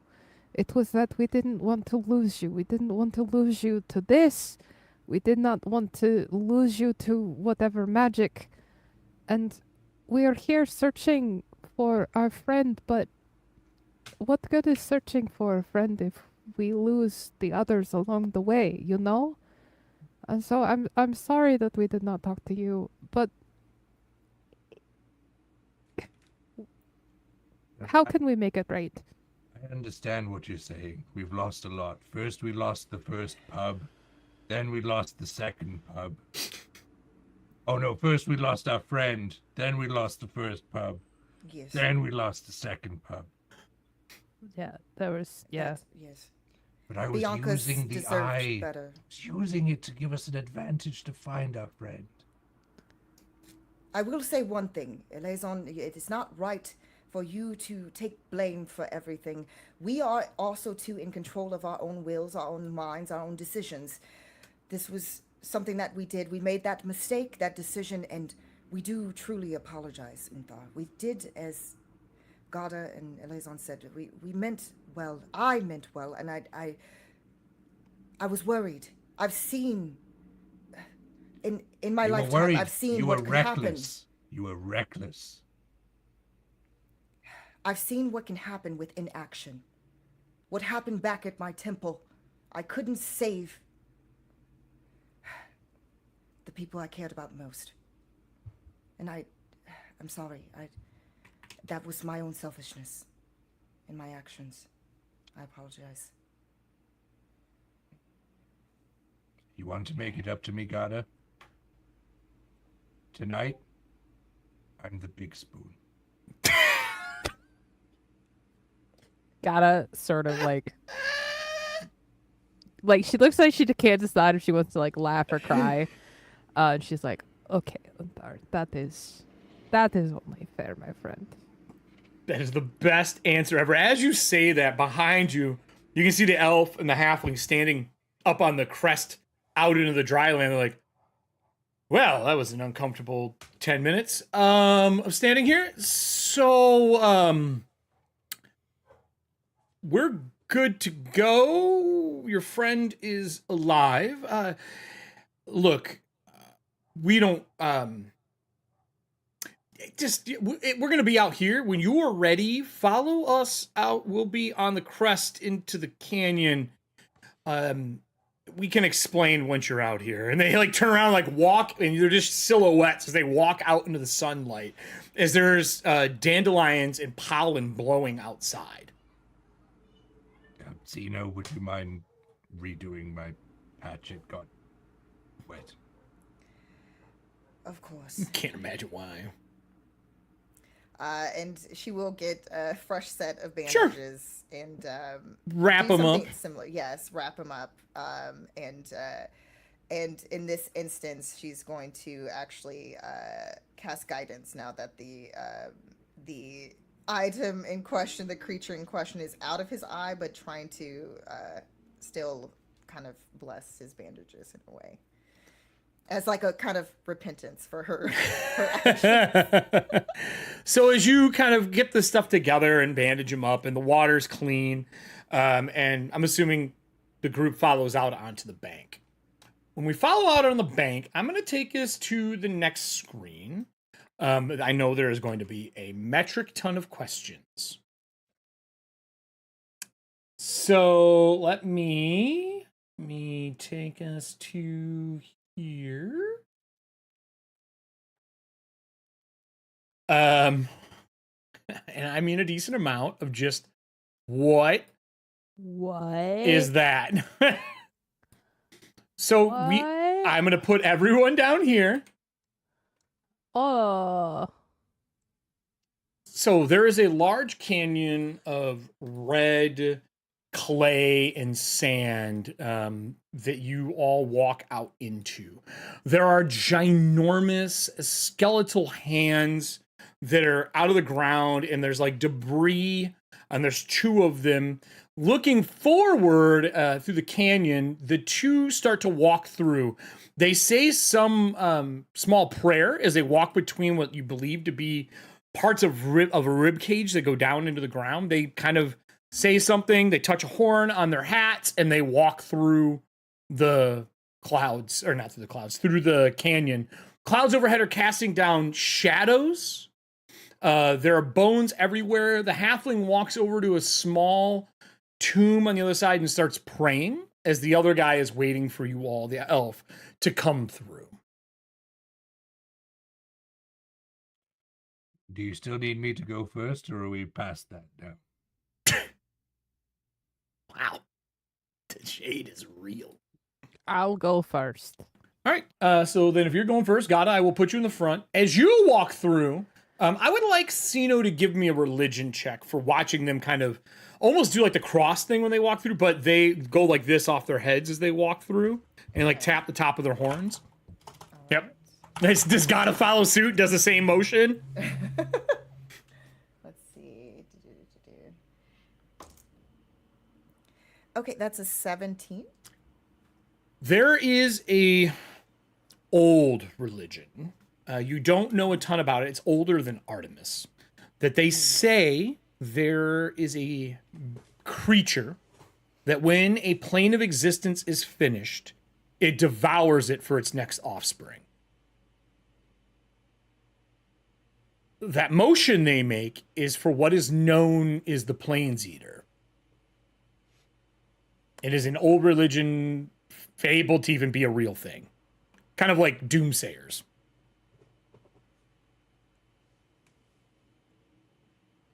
Well, that's interesting. I'm going to share a picture to you Okay. in Roll20. You're going to be the only one that can see it because you know what it is. And I will allow you to describe this thing however you see fit. Okay. I think that's probably the best way to do it. So if you look into your Roll20 area, you're going to see one pop up here. It'll say Ancient Slumber. On the right-hand side, under Journals.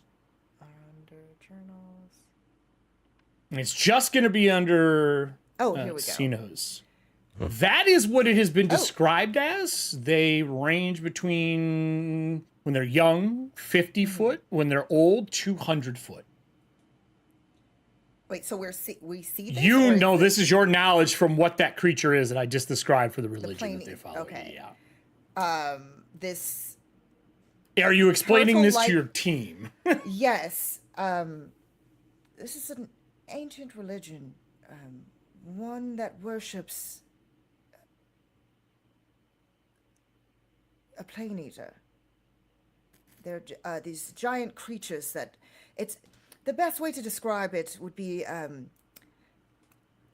fearsome turtle, but worse than a turtle because it's not Gentile. It's Oh, okay. it can eat existence. Give me anyone who has religion or nature can make a Yeah, roll. okay. A disadvantage though, because that was the worst explanation of this creature. That's the best I could say. Elizon's I like, was I was trying not I to know. use what in my head I was know. the nerdy reference. I know, it's hard. I wanted to sing Peaches. Peaches, That is- peaches. It's so funny you all mentioned that earlier. God damn it. What do you guys got? Nature or religion? Anyone good at that? Disadvantage I though, because that got- was a horrible description. I rolled a dirty 20. And wait, Oh, a 1? no. And a 9. Okay, you don't know. Okay, I rolled 19 and an 18, so that makes it. I 18, will 19, I 20, will 30, add 20. you to it as well. You can see it as well. Hey. That'll be in your folders section under journals. It'll say Ancient Slumber. Okay. Kind of lean over to Eliza and be like, I've got no idea what she's talking about. Ooh. Let's just say This is that, new art too. I will show it to the audience eventually here. what I read in the temple, the drawings were not the best at times. Probably cave drawings, to be honest with you. Like Oh. they're probably like old chalk drawings. But so I do apologize if my description of one of these things is not the best. I'm doing with what I'm remembering from. we're talking about ancient creatures here. I don't expect a Ancient creatures, full-blown, realistic painting of them. Ancient plane-eating turtles. So as you all walk through, I'm going to ask who does the same motion that they did, and who doesn't. Oh, I Cino will. not. It seems respectful. Okay. You know what I mean? Yeah. All right. Like, I'm just like, oh, when in Rome. You get 1 luck point. Yeah. Elizon definitely Yeah, would I not. saw the head shakes around the See, board, and Cino's like, That no. goes against everything that Cino believes. Cino's not gonna do it. You do it. You get a luck point. You feel a warmth. There is a slow, like, spreading of warmth kind of from your head down. and you get a luck for. Oh, not me. I said I'm not going to do it. Anasi, no. God, I mean. I saw Lazon say no. I don't know how Yeah, our wizard Lazon- feels about that stuff. He lays on. So- Oh, go ahead. No, I'm a weird wizard. So like I, if you hadn't caught on, because I worship fire and the forge and things. Yeah, you're not normal wizardry. Yeah. That's up to you. Hmm. I did Discord you as well. Oh, did you? More secrets. So as that happens and you get to the edge, you let me know if you do that or not. There is about 20 foot below a huge tar pit, a second hand that goes up and over, a claw. 2 gigantic growths come out of the tar. And then there are small pillars that have bone racks with what look to be people attached to them. There's skeletons at this point. And they kind of dot the area. There's one here. There's 2 underneath the horns as well. And then along the way, he says, if we go right, we climb up the hill here, up the cliff. You can see a area to enter into the ossuary. Unless you have a way to cross here, we have to climb the horn. We can do it from the hand to cross. Otherwise, we're going to have to, unless you have a jump or a magical way to get yourself across up over here, I don't know another way in. I will not be following you in here. It's forbidden. But I will show you the way. So you can either climb, or if you have magic, you can cross this gap, and you can make it up into the ossuary. I think. Yeah, I could. I think. Yeah, I'll cast Longstrider on myself. That's more speed. Oh, okay. Okay. The jump is 20 foot. If you want to clear this gap over here, that would be 20 foot. Okay. Or you can climb and you're making athletics checks to go through. And you can see there are pythons that they're not even stuck in whatever that is. They are tied around it. Like they've made like a rope system that goes up that large like bone piece that comes out of the tar. And they've tied like almost like a ham. They've tied rope on it. And they have hooks that you kind of grab and climb up.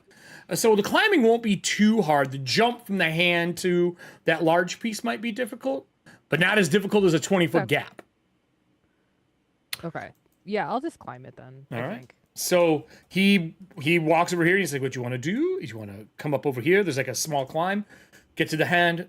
Be ginger going across. We don't know how durable and for how long it will be. Make the jump. Climb across and you can drop into the ossuary. I would recommend one at a time. And with that, I'm going to ask who's going first. And can I have the audience roll me a D12? I'm gonna hang back. Okay.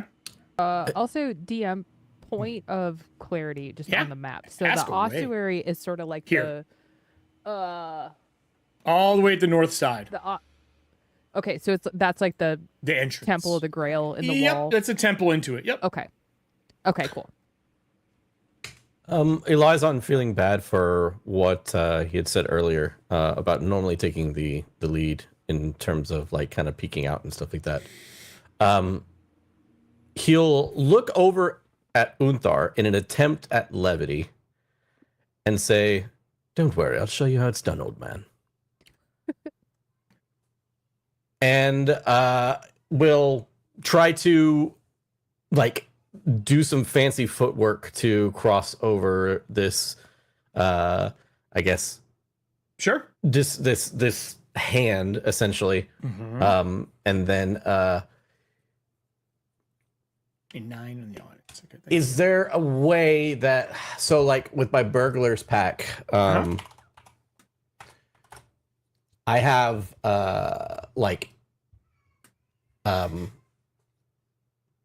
you seem like a worried, Dan. crowbar. So, well, the only reason I say is because I kind of want to fashion like a makeshift like Well, that would be called is a it called? climber's kit. no, I'm talking about like Yeah, no, they're in the making like a game. legitimate Grappling hook. a legitimate grappling hook out of like some rope and like Do you have a grappling horizontal. No, I have a crowbar and some rope. Well, I mean, we do have soil left in Unthar's pack if you'd like a grappling hook. No, that's cool. All right, I'll just fuck it. I'll just run it. Now, the and jump I'll is try all to you get some to fancy do. footwork. So it's an athletics to jump to it, and 1 athletics to climb the distance. Athletics to jump to it's not that hard. I'm just worried about it being bad. The athletics is to jump from the hand to the thing. To clear this to this bone structure here. It's a 20-foot jump. Like No. This is 20 foot. If you just wanted to run and jump. Oh, okay, yeah. Is there any way I could like acrobatics my way across this? I'll give you acrobatics to get to it, but to like still gonna balance be beam and stuff. If you want to not use the handholds, you can acrobatics. It's a higher DC.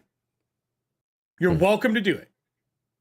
I will 100% allow it. Yeah, 100%. If you're really good at acrobatics and you'd rather acrobatics, I am going to bump the DC though, because you're not going to be able to use the rope work that they've made with the handholds to climb. Yeah.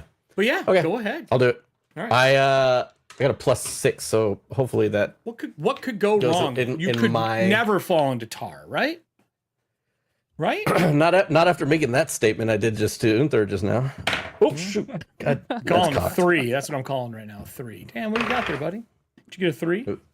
No, I did not get a 3. I got a 13 on the die +6. That's a 19. I got one of the numbers right.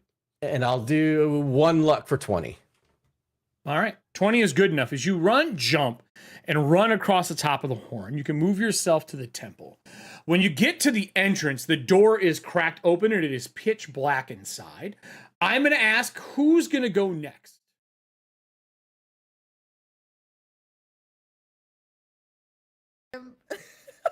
That's not a word in my vocabulary. The kind part. Okay, did guidance already fade? On him, yeah, it's been like 2 hours. Okay. Sino will reach out a hand to Unthar, like going kind of like squat to get to eye level with Unthar. Okay. Do you truly forgive me, friend? I do. Thank you. I will show you the proper respect that a magic user such as yourself, powerful one, deserves. Ass kissing is extraordinary. I'm trying.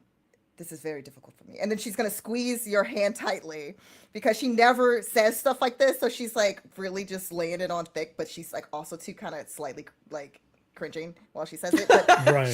But she does squeeze your hand lightly to give you guidance before she starts climbing, because she does have a climbing speed. Okay. So she's going to climb, and using her ability, since where she's from, she's good at climbing and those things, to try to hopefully get across safely. Okay. Give me your roll. Okay. All this does is lower the DC to make it easier. You don't get advantage or anything. Okay, and then you said, is it athletics? Athletics, yeah. Unless you want to that is not use the handholds, which makes the DC higher, you can use acrobatics instead if you want. No, the athletics is fine. That's 19. That's good. So you do the same thing. You climb over the hand, you jump, you grab a hold of the handholds, make your way across, drop down, and Liaison can help you down. I need another D12 from the audience, now that 2 people have passed. And we have the last 2. We have, well, the strongest and probably the largest out of the group with them thick thighs, as we have stated at the beginning in episode 1. And then Thick thighs. Unthar. Canonically thick thighs. The only way it should be. Could I want to give Unthar my grabby armor to make sure he's okay on the, because I think I can do it just pure athletics. But my is it attuned to me? Yes. Fuck. Okay. Now well, you could carry him if you want. I don't. Yeah, that's what I was gonna say. I was gonna look at Unthar then and say, "Hey Unthar, I know you said later, but do you want to be the big spoon now?" And like I could give you a ride on my back. I feel like I'm being robbed of my apology spoon. Oh no! You can that coupon is still like good to go. Like good for one big. You know what? I give you 2 big spoons. I am I using give you 2 that big spoons, and you don't have to use them back to back. apology This spoon. doesn't That's- count as the apology spoon. This is a bonus No. spoon. No, this is bonus spoon. Yeah, this Bonus. is like bonus cool guy spoon, and then yeah, you definitely get big spoon, and maybe even I throw in a little back rub. You know what I mean? Like just just apology back rub. And just had a horrible idea for Gen Con since we're all there. Okay, so I'm it'll be down. great. Gonna hand out some apology spoons. Did you guys hear how Literal Cate Osborn spoons. broke her back at Gen Con? Yeah, she tried to pick up Jay. Why? Someone bought an apology spoon? I don't know. They were running Jay down the back. hall. It was like a Luke and Yoda situation. It was real fucking weird. More like Luke and Luke. Yeah, so yeah. I've almost got that little like Yoda voice as well. Oh my lord. I'm so Please small give me too. I your want to see roll it happen. at a disadvantage because you are carrying somebody Okay. with you. Not Okay, a hard but climb I'm though. doing athletics, yes. Yeah, athletics. It's not a hard climb for you though. Not a hard climb. No. But that natural 1 would be Okay, great. here I go. Thank you for the D12s in chat. Woo! They are background Disadvantage, info. she said. Yes. Okay, so the first one was 14, and the second one was 17. Oh, okay. 17, so 14, 15, 16, 17, 18. Plenty. So that's 18 plus 4. Easily Or, sorry, climbing 14 with the plus 4 is assistance of your chainmail going out and grabbing and pulling and helping you climb up through because you get a climb speed, but you're carrying somebody with you. As you climb up with him through it, looking down into the pool as everyone's went by, the 6 is one of the checks that I needed. Below, you can see there is a large, like, it looks like another one of the cross beams that the people are mounted on, but it stands out between the 2 bone risers that come out, and it's probably 20 foot across and looks like the handle of a tar and rusted sword out of the tar field in between them. And you see a hand reach up and grab the cross hilt as you climb across as well. I was really hoping either one of you would fail or I would get a 1 on a roll here from the audience, because as you cross, the guardian for the ossuary starts to climb out of the tar.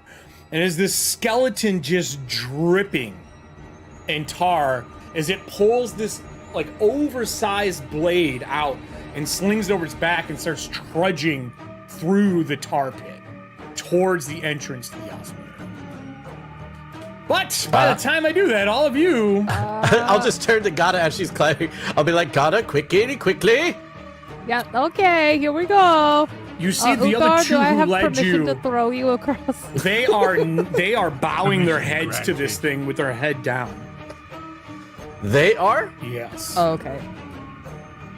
As you cross. Now with that, I'm gonna move us over to the second map. Okay. You guys land all on the platform Oh, outside. no, there's the second. Oh yeah, come on now. You think I would end on that map? That is not good enough. Let's be real. You can move all your characters to the bottom side of that map, to the south of this map. As the doors are cracked open, you can see in this what looks like tile is bone that has been carved and placed throughout this entire thing. And at the very back, as the camera kind of pans up from you all coming in, there is a tree growing on the backside. Here, I can even help you guys a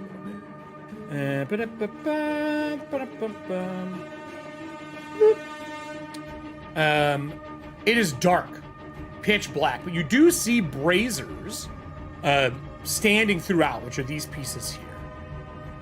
But it is pitch black, past like 10 foot into the door because they're only cracked open. Not enough for that creature to get through. And these doors are bone and stone. What would the group like to do? And you can see what's at the back, which is like this, looks like a big tree at the back of this cathedral-esque building. The roof is like 30 foot at the peak. Are the braziers lit? No. For those of hard of seeing friends, and I'll slam my mace and the shuttles will go down, and I'll just send out little firebolts into the And as you do it, sure enough, boom, boom, boom, boom. Ooh. As they all ignite, and the room gets really bright. At the back of the room, you can see. Yeah, Jazz just started. You can see a tree that is made of bone woven together with twine and rope. Don't like that. Nope. Country. Is it like? Go ahead. Oh, does it look like it's alive, or is it like a sculpture? It looks like a bone tree from this distance, since those are 5-foot squares. Okay. How close do you want to get, Gata? Not so. I'm good. I'm good out here. I'm good. I'm just chilling in the foyer. That's fine. Can I roll a perception to see if I see anything now that the braziers are lit? Do I see any movement? Do I see any people? The light pours through. It is covered in gold, and skulls line the walls, bone across the tile. There are little benches throughout, and there are sarcophagi filling this area. Some are open, some are not. Looking around, you see no movement. I thought they said that our friend was here. That is correct. There is the large tree-like thing now that is lit at the end that you can see. There is some form of an altar there or something similar. Is there any writing on the walls or anything that is visible Well, I'll tell now you, that it's lit? if everybody wants to walk around and look, you're asking what's on the writing on the wall? Sure, every skull in numerous languages have writing on them. Some of them that are in Elven, that are names of people. They're like carved into each skull and tucked in the wall. Is there metaphorical writing on the wall? No. Only physical. Does there seem like there's any like rhyme or reason to the skull? Like it's not like kings. Yeah, like oldest at the it's just bottom, randoms. newest at the top. They probably loaded them from the top or the bottom up, and they are not on shelves. They're literally stacked. Okay. So if you pull one, Okay, cool. catastrophe. Okay, yeah, let's not do that. And there is like exits here and here. Like you can see little archways that go out. And then the other ones have, looks like statues on them. Like pillars of statues, and there's no doors. They're more like alcoves. I'd like to go and kind of put my back up against the wall and take a peek around a corner while trying to keep myself hidden. So I'm going to do the classic Frank House move. Please put yourselves on the map wherever it is you would like to be looking at stuff. Okay. I would say that I think that Sino automatically, because she hates undead. Like These with are a just passion. bones. You don't see any undead. Yeah, no, but she just has. You got an it's just- inkling, a little feeling. It's just it doesn't sit right with her. So she's gonna have her scythe that was at her back. She's going to definitely pull that out, so it's ready. Oh yeah. Because she just doesn't trust it, but she's going to go forward. Wherever you'd like to be. there. Yep. All right. Somewhere, God is going back and forth looking through sarcophagi. Is that what's going on? I want to read to see if there's names. Gata was trying to decide if not there. Because this is Gata. Okay. I just want to know where Sino went. I don't even see her. Bottom of the map. Oh, you didn't even go anywhere. You're just there. No. I'm reading the names on the, because you said there's names on walls and possibly sarcophagus. Anywhere that you see bone, these skulls. So that's all the the way only place where there's writing. Yeah, you'd have to go up to them. Which wall do you want to be on? I mean, you can't read a wall. It's Oh, really okay, hard so to it's read from not- 30 foot away. No. I was just trying to see because I was like, is there writing on the sarcophaguses No. that we see? There is no There's writing on nothing. them. Okay. They are. Good question, though. If you want to look at sarcophagi, that's fine. I will tell you what that is. Yes. It is a person in bone-inferred armor with a monstrous-looking face and spines all over its shoulder and head, but they are humanoid. Okay.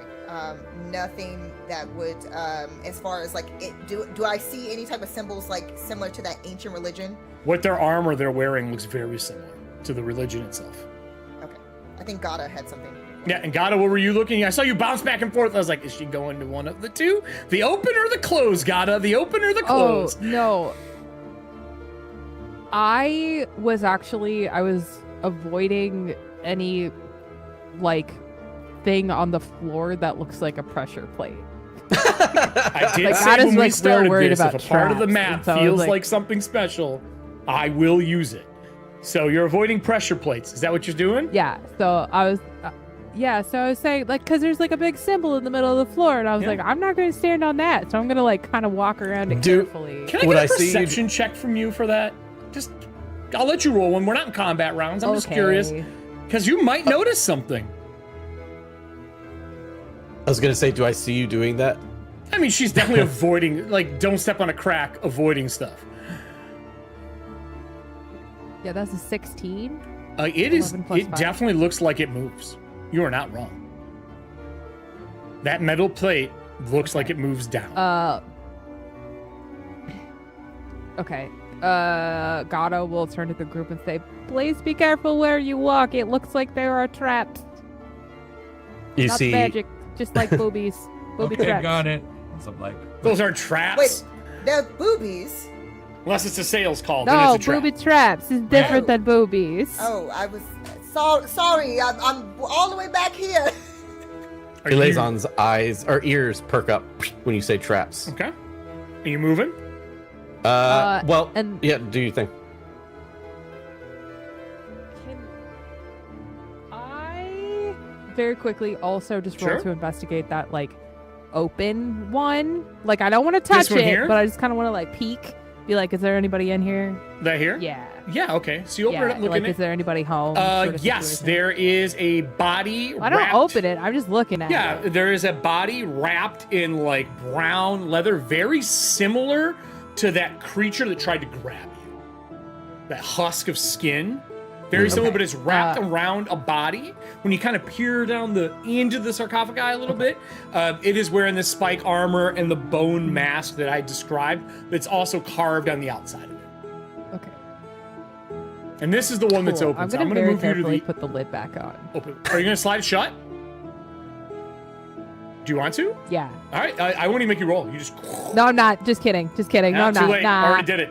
You slide it shut, and it slides and goes and falls. And there is another warmth over you. You get another luck point. Okay. Oh, sweet. Elizon at the notion of traps in this room will then go into detective mode. Okay. And Elizon is going to try to detect as many traps as he possibly can within the area. That's literally his mission. It's just to go around, not even caring about what is actually in the area other than traps. Give me a roll. At level 4, I took a talent Yep. Oh yeah. This is called the new- Dungeoneer. Yeah, it's awesome. Meaning that I've studied or survived your share of hazards and learned a thing or two about sniffing out secrets. I get advantage on ability checks made to actively search for secret doors and or traps. And while So I'm you're gonna rolling roll that, this let me anyway. tell the audience. So as you level in TOV, at 4th level, everyone gets either like an attribute bonus, which is what we're used to in 5e rules, or you can pick up a talent. Talents are like our advanced feats in this game. You already get one from your heritage lineage pick that you do at the beginning, which is our representation of race, but we've divided it into 2 pieces. So it's like, yeah, I'm an elf, but I could have been born in a grove, or maybe I'm a city folk. But we also made it to where these talents are now part of the game. They're not options anymore.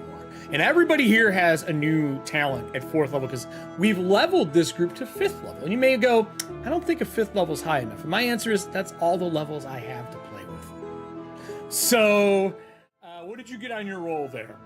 That is a 22 with advantage. So it's not a trap, it's a trigger, which is very different. It definitely activates something, but there's no blades, no pitfall, no poison. Would I But be it able definitely to activates something here. determine what it might activate? I mean, there are plates that run all 4 of the walkways. Like you would step on it and you can tell there's like either a cable or the pressure plate activates when you pull down and it moves something underneath those walkways. I'd like to try to disarm it. Well, not even disarm it, even if it's not like a trap per se, but I'd like to try to remove the mechanism. You can do that if you would like to. I'd like to. What am I rolling? You disarming your traps. You use your tools kit. Just like you do for a rogue. You use your thieves kit. So you see him bend down and start messing with the floor. These tools. Cena will yell out to Gada, what should I look out for to avoid?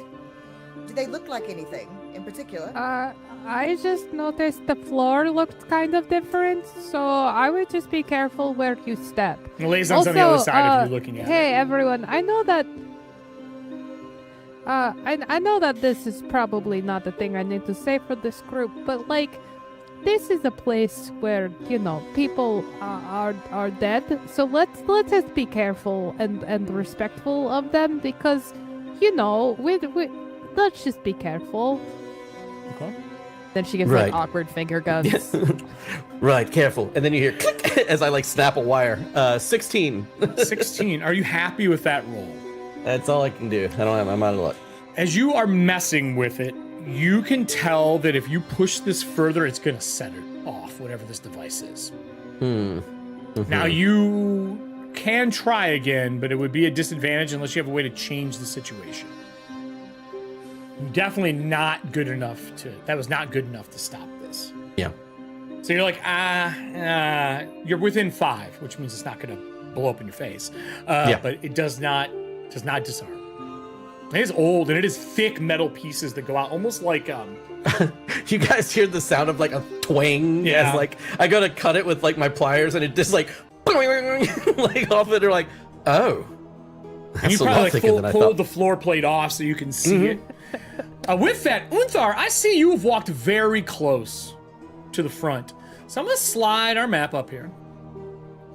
To your left and right, there's one that is open, right? There's one that's open. But there's also these little pieces here. While they are skeletons and like braziers, there is water in the bowl. On this side. On this side, there is blood. In front of you, you can see the large tree, and there is a spined, horned headdress sitting on a pedestal that's about chin height on you, under the tree. The tree is made of bone woven together. There are some little, like, almost shrunken head style pieces hanging from it. But they look like sculptures. They don't look real. They look like they're wooden carved, or maybe they're made of twine for another one. But there are hundreds on the tree. But the only thing that is not made of bone in this place, or a metal of some form. What do you want to do? What are you looking at as you walk up the stairs and you get a little bit more of the description of this area? What are the statues like? The ones on each side, they are, think of them like big risers that you put like a wedding cake on almost. But they are stacks of bone, but they're all dipped in metal. Huh. Almost like a permanent fixture so the bone never decays. I'm gonna light up my magic sense. The entire place glows. Oh, that doesn't narrow it And down. thank you for doing that so I can switch the scene one more time. For you, what you see is this. At the very end, there is a large skeleton with tusks, horns, and like Absolutely not. almost like branches growing out of its face with 2 hands, and one of them is moving near you.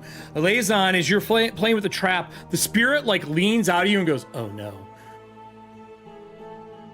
The spirit leans out of me? Yeah, and goes, "Oh no." What is it? I would like to know, are you trying to keep your spirit in you, or do you let it fly off as the thing you can't see sucks all of the undead in the area, spiritual, to it? Are you trying to keep him? I guess it would be determined on is the spirit that that I have in me. Is it panicking?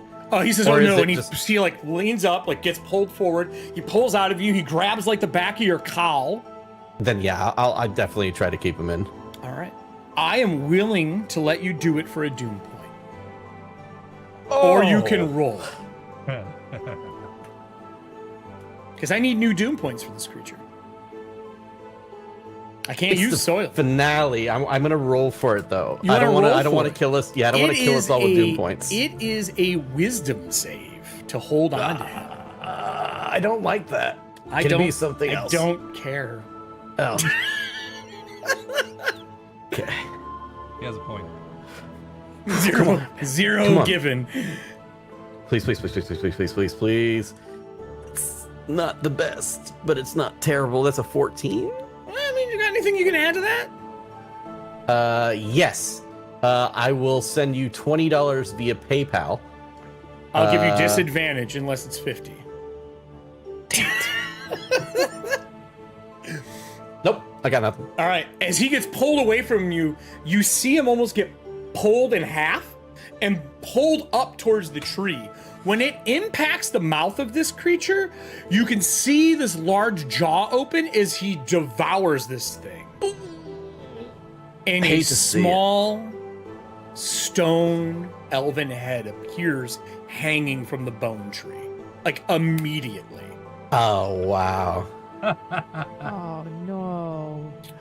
Uthai, what do you want to do? Because he is befuddled right now. I didn't see that, right? I just saw him kind of just when it disappear. impacts, you see the ripple of it and it goes away. Yeah. So you can see it for a moment, but Unthar can really see it. Unthar? So is this thing moving? Oh yeah, one hand is coming down towards you. You can literally see Okay. it on the map. Okay. I waited until someone moved within those 6 squares. I cannot believe that I landed there. Uh-huh. I mean, I built this map for a reason. Oh crap! You saw me like chop and change between the sides, and I was like, "Nah, there." I sure did. I waited. okay. I went last with you until you figured out what you wanted. So, I see. Do I see the face? Yeah, yes, like you do, form. and it looks exactly like the thing that I had Sino tried to describe. So now that you can see it, Oh no, I meant the stone face form. I would. What's your passive perception to see if you notice that? You did see the spirit fly up. Oh, like it's 12. That's enough. Yeah, you notice it as well. It just appears in the tree. I want you to look in your journal. I'm just going to show. No, I'll show you only. Jay, on the right-hand side, there's journal entries. You're going to see one that says Ancient Slumber. Across the top where the journals are on the right-hand side, then when you look down, you'll see one that says Ancient Slumber.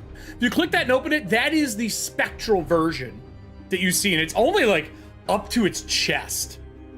The spirit of it. Bowser was a great description, by the way. That's Yeah, actually the description. It's not bad at all. I'm gonna turn to Sino and I'm gonna be like, "Oh, big turtle, got it," and cast invisibility. Can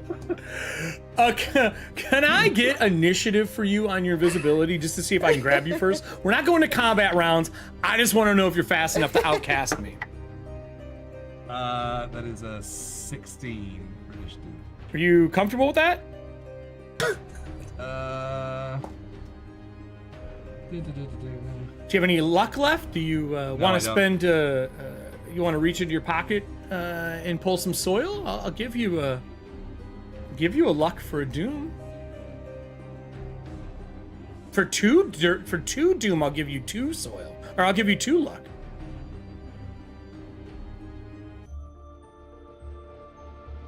I mean, you did just have a relationship with the soil, so it wasn't a horrible one. Yeah, I'll take 1. Is 1 enough, or do you want 2? I've already got 1 from Dan. Yeah, 1's enough for me. Okay. Are you spending that luck right away? Yep. All right. It gives you a 17? Yep. As you do that, the hand comes down over it, and as everybody else is watching, and he casts invisibility, he disappears. And you see this brown claw reach out and cover where he was as he vanishes.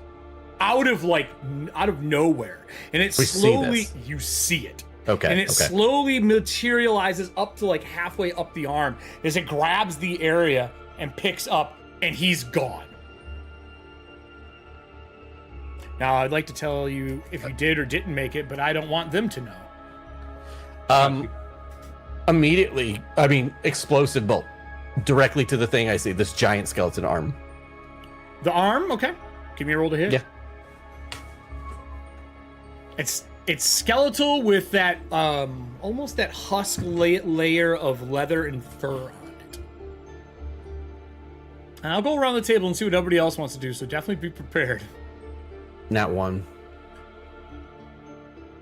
As you pull the exploding bolt, I need the audience to roll me a d20 on the mishap table. Please. The exploding bolts, which are not on there, on a 1, something horrible goes awry. We'll see what they get on that. Is there anything else you'd like to do, Dan, with all your other actions as a liaison? Fucking cry. Well, you know what? Free. It's like dropping a weapon. Like tears just fall. Is there anything else you'd like to do? You got reactions left? You got a move left? You got a bonus left? I would like to use my reaction. No, I would like to use my bonus action to hide.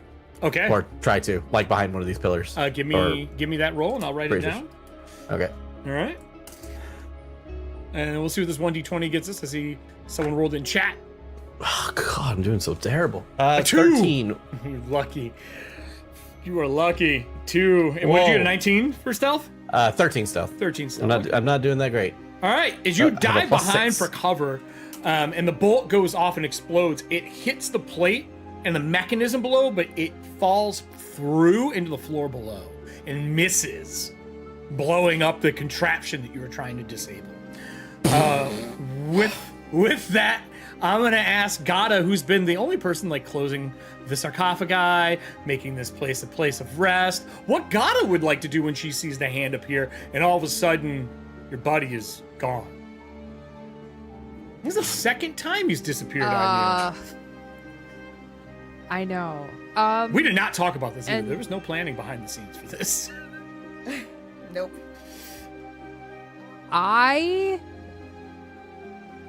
Could I jump into the hole in the floor? It's a pressure plate with like a gap around it. You could jump on the plate to activate it. Oh. He like pulled But it out so you could doesn't go, work like, with the mechanism. down, It just like, not that fell I in can between see. like keys into a grate. Okay, I see. Okay, so then in that case, I think I'm just like, without even questioning it, hand took my friend, I take the hand back. Okay. And I think I just chuck my axe at it. Well, hey, that's awesome because you have a new talent for that. So I do. at 4th level, you got ranged martial prowess. Gives you bonuses to all that fun axe throwing love. That's on the very last page. Ranged weapon mastery on the right.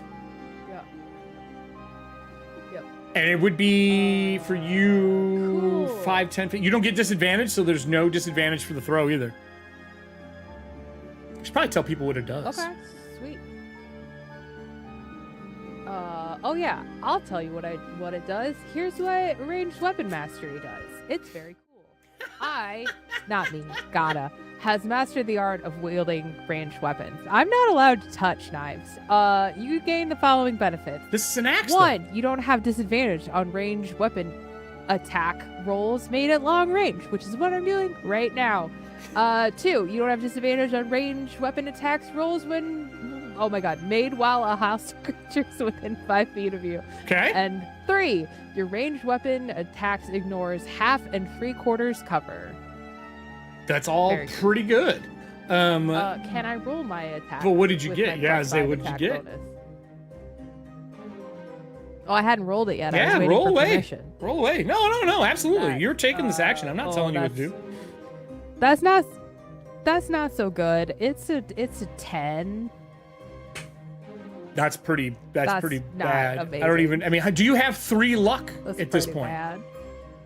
Because if you have 3 luck, you could spend all 3 for a reroll. I'll all 3? Yeah, you can spend That's 3 so expensive. to When do did a it get well. so expensive? It always is. It's 3 for a reroll or 1 for 1 to it. So if you want to reroll, because that roll was bad, you can spend 3 and get a reroll.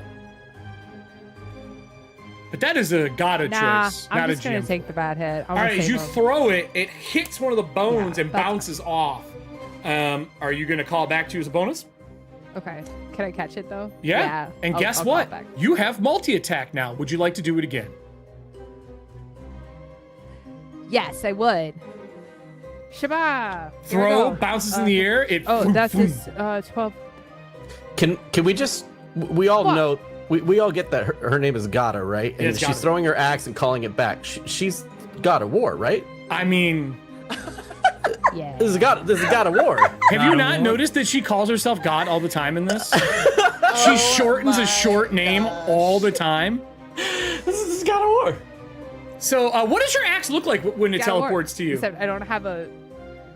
We've never discussed that. Oh my god, it's beautiful. She's got this like it's this gorgeous, ornate, sort of like bearded axe with like just intricate carvings, and there's like animals and trees and cool stuff, and like the handle is like carved to like show like the lineage of like great warriors that came before her. Shit's custom, basically. So it's just and thick as thighs all the way down the and blade? as, Is that what you're saying? Thick. It's just a parade of thick-thighed women Just doing down. unspeakable things. Wow. And I was then taking it, but when all she right. calls it back, It's Where'd you buy this at? I Don't I've ask. been in war. I don't know what you were talking Don't about. ask, don't tell. Harbor Freight, actually. It's Harbor Freight. And That's not my Harbor Freight. and Sweet then God, but please when tell me where that's she at. calls it back, Gnome it Depot. like it like illuminates with this No. like soft white light, Okay. and it looks really pretty. And you wind up and pitch it again. What'd you get on your That's it. second roll? And then I'm gonna reroll. I got 12 plus 5, so that's 17. That hits. Can you please give me your damage? Is that enough? It hits, yeah. Okay. I mean, I don't know if you're gonna do enough 6 damage. but plus it 2. hits. 2, 4. I got 4. 4. As it hits, it pings and it whoop, whoop, whoop, whoop, whoop, and flies into the distance. You'll have to call it back next round because you're out of bonus actions, but it does fly out there. Now, I would like to remind you, you are a fighter. You do have an ability to take another action if you spend it. God. Yeah. So it's only once per long rest, but you have the ability to use your action surge once per long rest, where you get another action that you can use. Now you could use it to just get a bonus action to call it back again. You could run in. You could hold it for I'm next gonna round. I'm gonna save it. All right. As that throw bounces, Yeah, I'm gonna hold it. I'll hold my bonus. it doesn't seem to pay attention as it pulls back and the hand comes up and it opens it and it is empty. I would like to ask Unthar, before Sino gets the go here, are you still standing in the same spot? Where did you go invisible? Because you made the save by 1.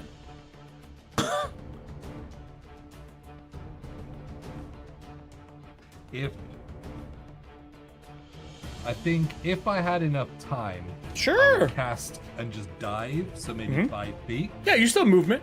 If I don't have time, You do. then I think I would just grab the back of the finger bone. Okay. That's up to you. Just like, whoop. You want to move or do you want to be on it? That is up to you. Are you dangling Ride from it. the I'm gonna bottom ride of it? Let's, yes.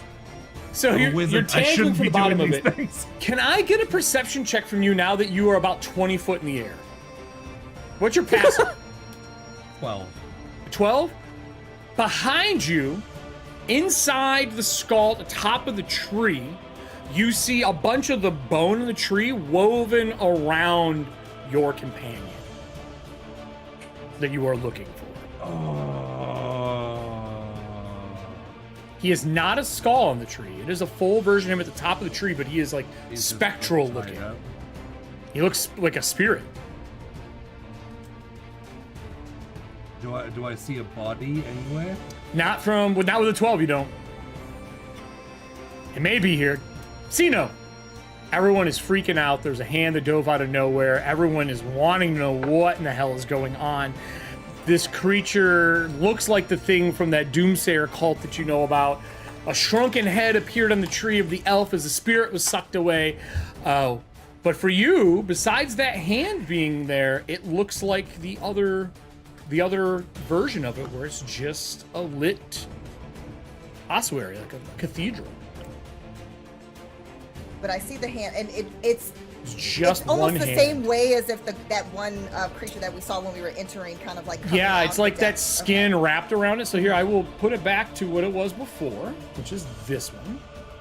And then I will bring over your... Yes, I want to be within 30 feet. I'll make this easier for you. So you can still size where the hand is. It looks about like that. There you go. Okay, this I think that this may not work, but she is going to call upon Artemis. Okay. In this moment. Artemis, take this damn creature back to the depths of whatever plane in which it came.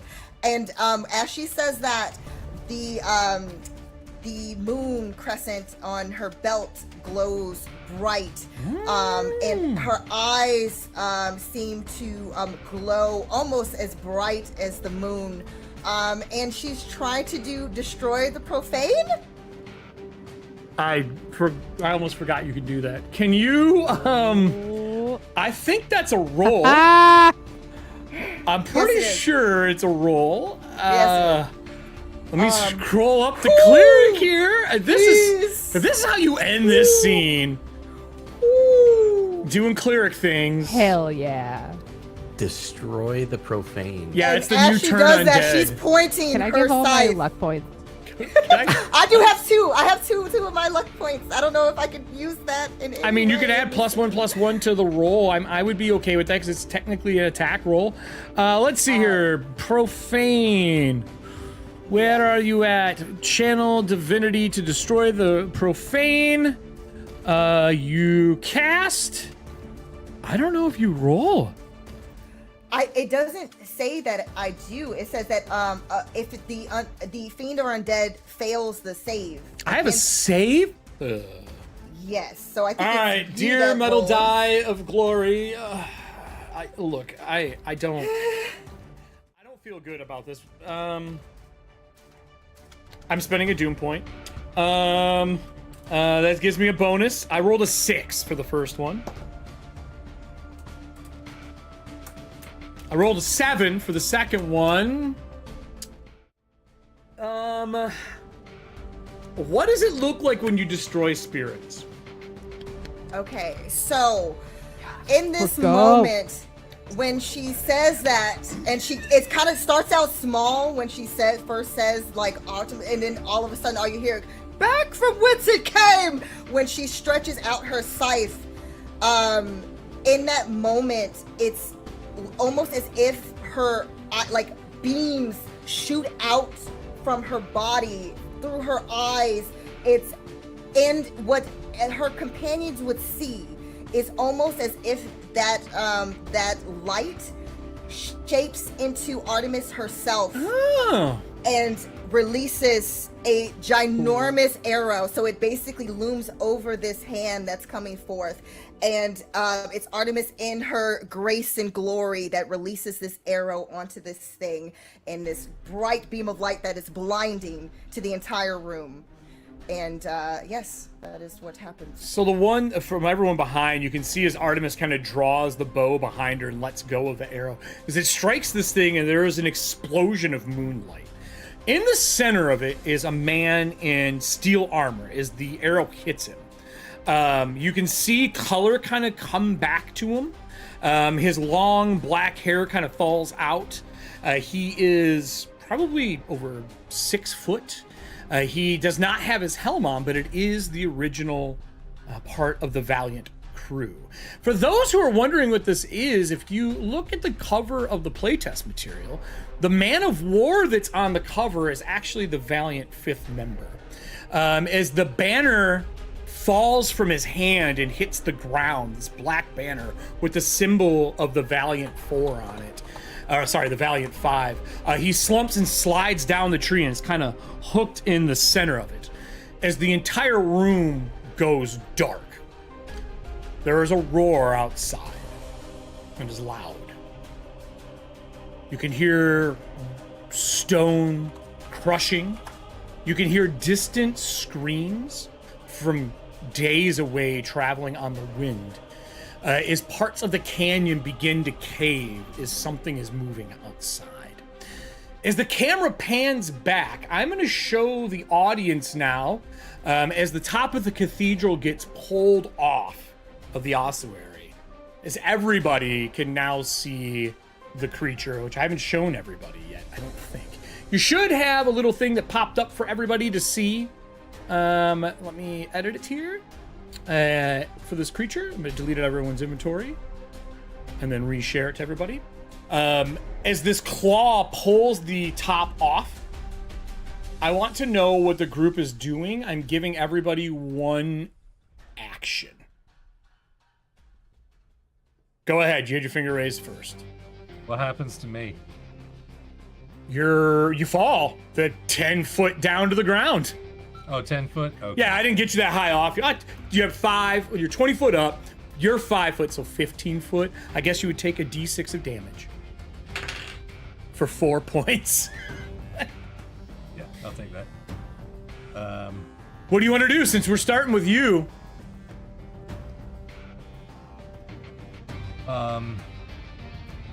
I am going to very quickly read a spell.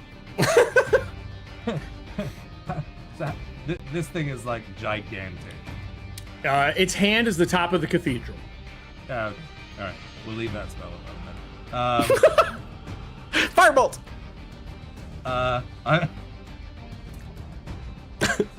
I'm going to. Spider Bowser. It's our new Tarask art, actually. I'm going to, as I'm falling. Okay. Oh my God. Hang on, I need to check. Well, I would, while you're looking at that, I would like to remind Sino that she can upcast her ritual spells. So they're an action instead of 10 minutes. Because you got a 3rd level one that might be a way out. Okay. Is it within 30 feet? No, I guess the fingertip would be as it's pulling the roof off. Dope. I will grab my mace and I'll look up at the fingertip and I'll just go and I'll cast reduce. Okay. Your spell does not seem to do anything. As you see a piece of rubble reduced into like a pebble as it rebounds off the hide. Nope, that's it. Are you moving from your area or are you staying there? Yeah, I will. What's the map? I will move away from said hand. All right. Probably. I'll take refuge behind the fire. Taking cover. I'll go to Elazon. You dropped your bolt, explosion, everything went wild as she destroyed my undead that I had entire combat for. What would you like to do as this is happening? The ceiling's collapsing. I would like to look up at my impending doom. Okay. I would like to fire off another explosive arrow. Okay, give me a roll. Are you hitting it or something else? I'm hitting it in a futile attempt to like distract it. I didn't know if you were trying to get your friend out of the tree by blowing it up or something, so. Well, that's the next step. This is the preliminary. This is the preliminary. First step. Step 1. First shoot step. Creature. Pew! Shoot creature with an explosive bolt just to add to the chaos, and also, obviously I'm trying to do something. Coverage. The only thing I can do And so what I'll do with the rest of my turn is I will make a dead sprint Okay. for the Valiant Fifth. All right, so you make a dead sprint. As you get to him in the tree, he's definitely reachable. He's not awake. Are you gonna loft him out? Do you have an action left that you can spend of any form besides shooting? Do you have any way to activate another action? I think you can only do a second attack, so you probably just get to him this round. Yeah, I mean, the only thing I can do right now at this point is to hide or Go to him. Oh, you can hide. Yeah, yeah, you can well, I hide mean, the I can- tree area if you want. I can hide, or I think I can dodge. Can I take the dodge action? If you would like to, in case debris falls No, I on mean you. with what is it called? Your bonus. Yeah, with whatever I get as a rogue, like, all my extra bonuses I get to do. I mean, you have uncanny dodge now. I would just get ready to use that. Am I able to yell out to everyone? I mean, sure. You just called Artemis down and smited my big bad, so yeah, why not? She's gonna scream out, "Head to the fifth!" And like she's pointing in that direction. Sure. Because she's trying to tell everyone to band together. Band together. Because she's heading in. She's gonna be charging Okay. in that direction to do something. Well, one of them's already there. I will. Okay. go I'll ahead. say that what Elizon does is he doesn't take a stealthy approach to this. Like, what Elizon does is you see a look of bolstered camaraderie in his eyes. Like, you feel like what Elazon is feeling is like what he felt back in his backstory, essentially, of him being a soldier and being like, there is a downed soldier and we need to get to him and we need to protect him because he can't protect himself currently, or whatever situation he's in. So instead, what Elazon does is gets to him after firing off this bolt, and then Elazon takes out his blade, and he has his crossbow in his other hand, and he just stands his ground directly in front of him, essentially placing himself Guarding the commander. between this god and the commander. Yeah, it's not a god. That would be easier. Gada, what would you like? A god? What would you like to do? Oh, well, I would like to, one, I'll call my axe back. Bonus action. Back in your hand. And then I would like, bonus action. Shaba! And then you said it's dark, right? No, it's still lit in here. Just it's Is it still really pitch bright now black? because it's lifting the ceiling off. And it's daytime outside. Okay, cool. Okay, so yeah, so then I am going to just dash straight to the fifth after hearing what Okay, Tina so says. bonus, move to him, action. Are you pulling him out of the tree? You got an action left. I would like to attempt to, if I can. You can just grab him Yeah. and pick him up. Like, he's just kind of draped over, like in the middle of the crux where everything comes together. You can kind of grab him and pull him out of it and put it on your shoulder. He is heavy. He's not making any noise. He does have like a bright white scorch mark on his armor now for where the arrow hit, but he is breathing. Okay. Any other action you would like to take?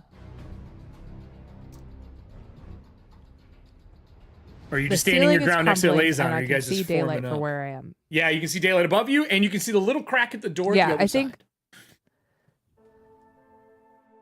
Okay, I'm tempted to start climbing with him, but I mean- I think right now I'll just hang with the Lazon. Okay, hang with the Lazon. Uthar, you're still technical. Oh, you were invisible. You're not anymore because you cast a spell on him. What would you like to do before we get to Sino? Because I have an idea what Sino's doing.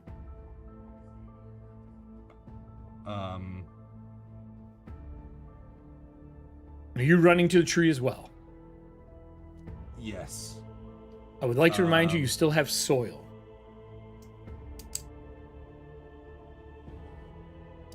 If there's anything you would like to do. And it would not go to the creature. Remember, it goes to the soil. It does not go to the creature. Can I? And did I you do the do- thing? You could have done that if you wanted to. The Discord earlier. That's 100% up to you. Could have done it during the travel whenever you wanted. It just would have been a roll. Oh, there's so many things. I know. This is what options do in a game. Analysis paralysis.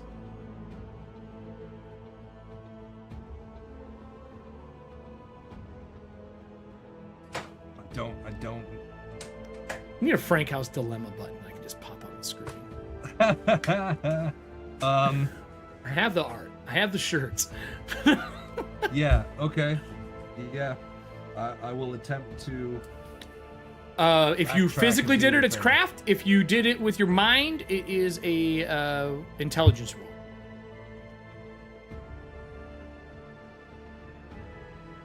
Whichever one you would like to do for that.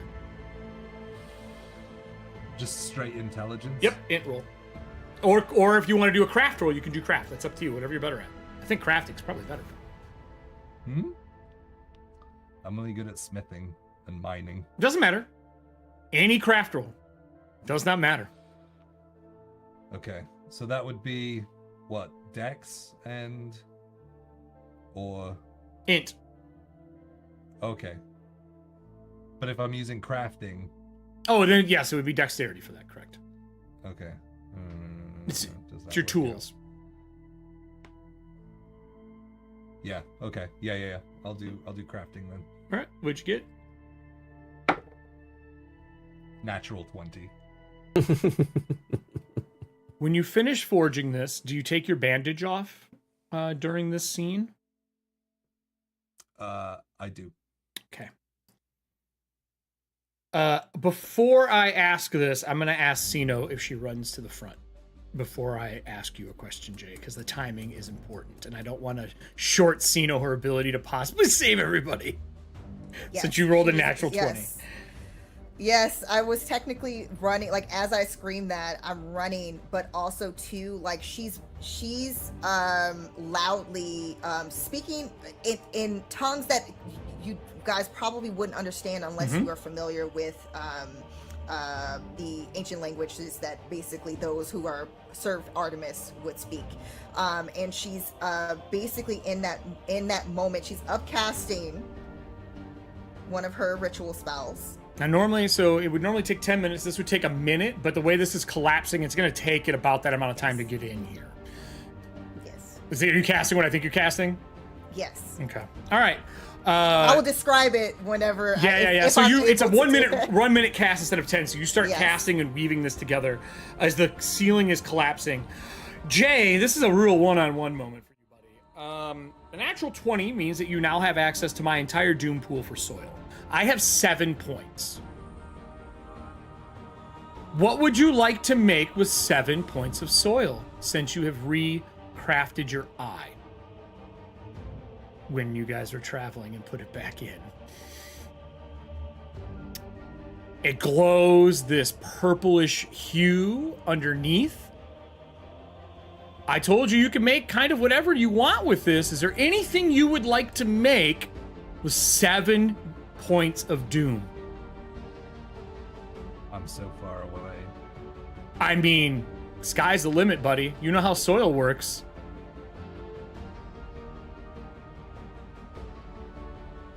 And all of them have run to the front. You guys are all grouped together? Yeah, I will move them all up there, but they're all next to the tree. Besides you, they are all here with the Valiant Fifth, guarding him as Gata is holding him in the tree. And you are technically like here when you dropped. Well, I ran to where I moved. Oh, you did? Okay, sorry. Yeah. What would you like to do? I'm going to... Is it an action to make something? Yep, it's one action to make whatever it is you want. It just provides more soil and doom to me. And you, technically speaking. Yeah. Okay. I'm going to... Sky's the limit. You're basically in a GM position right now.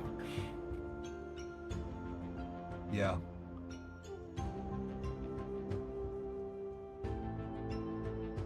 Oh, man. I'm gonna look at my friends. Oh, this music is so, like, sad, epic moment right now. Like, across the way, my short, dumpy dwarf legs. Okay. And I'm gonna pull my bandage off, grab the eye out, and just say, "It was always for you," and throw it, and it's just going to create this giant barrier of soil over my friends. That is probably smart, because Sino, you need 1 minute to cast, and I was going to make all of you make one dexterity save as the ceiling was collapsing on all of you, which will not need to be made now. What are you casting inside as it goes dark? Whoosh! It's pitch black inside again. As it goes dark. What are you casting over the next 60 seconds as everyone is huddled together? Unthar on the outside of this soil dome that he has made. Is he on the outside? He is on the outside. He is not inside. He is far away from you, actually, if you look at the map. He's far away. You guys are all here. He's down over there. I mean, it's a ways. And he just sealed you all in a dome. Of mud, right? Of the soil. It's a dome of soil, and then whatever he wants it to be now. Okay. Okay. I'm trying to figure out. It would have been the strongest material I could think of, so probably mithril. Mithril? Oh my god, you made a dome of mithril around them? Okay. Oh, So badass. because he's not within 10 feet. No. So you're finishing your 1 minute casting. What is your spell? They have to be within 10 feet. Can DM? Oh, wait! Can I do this? Can I tell Gata, pull him in? Nope, there is Like, a scream fucking it? dome. Boom, it slams down. No! And then it hardens the mithril. Oh no! You guys are This is why I question chafing this. dish. DM, can I use my roguish ability, Uncanny Dodge, to try and dodge as a reaction this dome crashing, or like coming up over top of us? Then you'll be outside with him. Yep. You don't have a way to get back. Yep. I'll tell you what.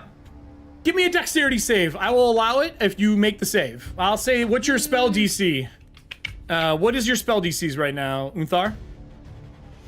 I will say my plan is to still run up to it. Yeah. So you cast that and move. So move your 30 foot.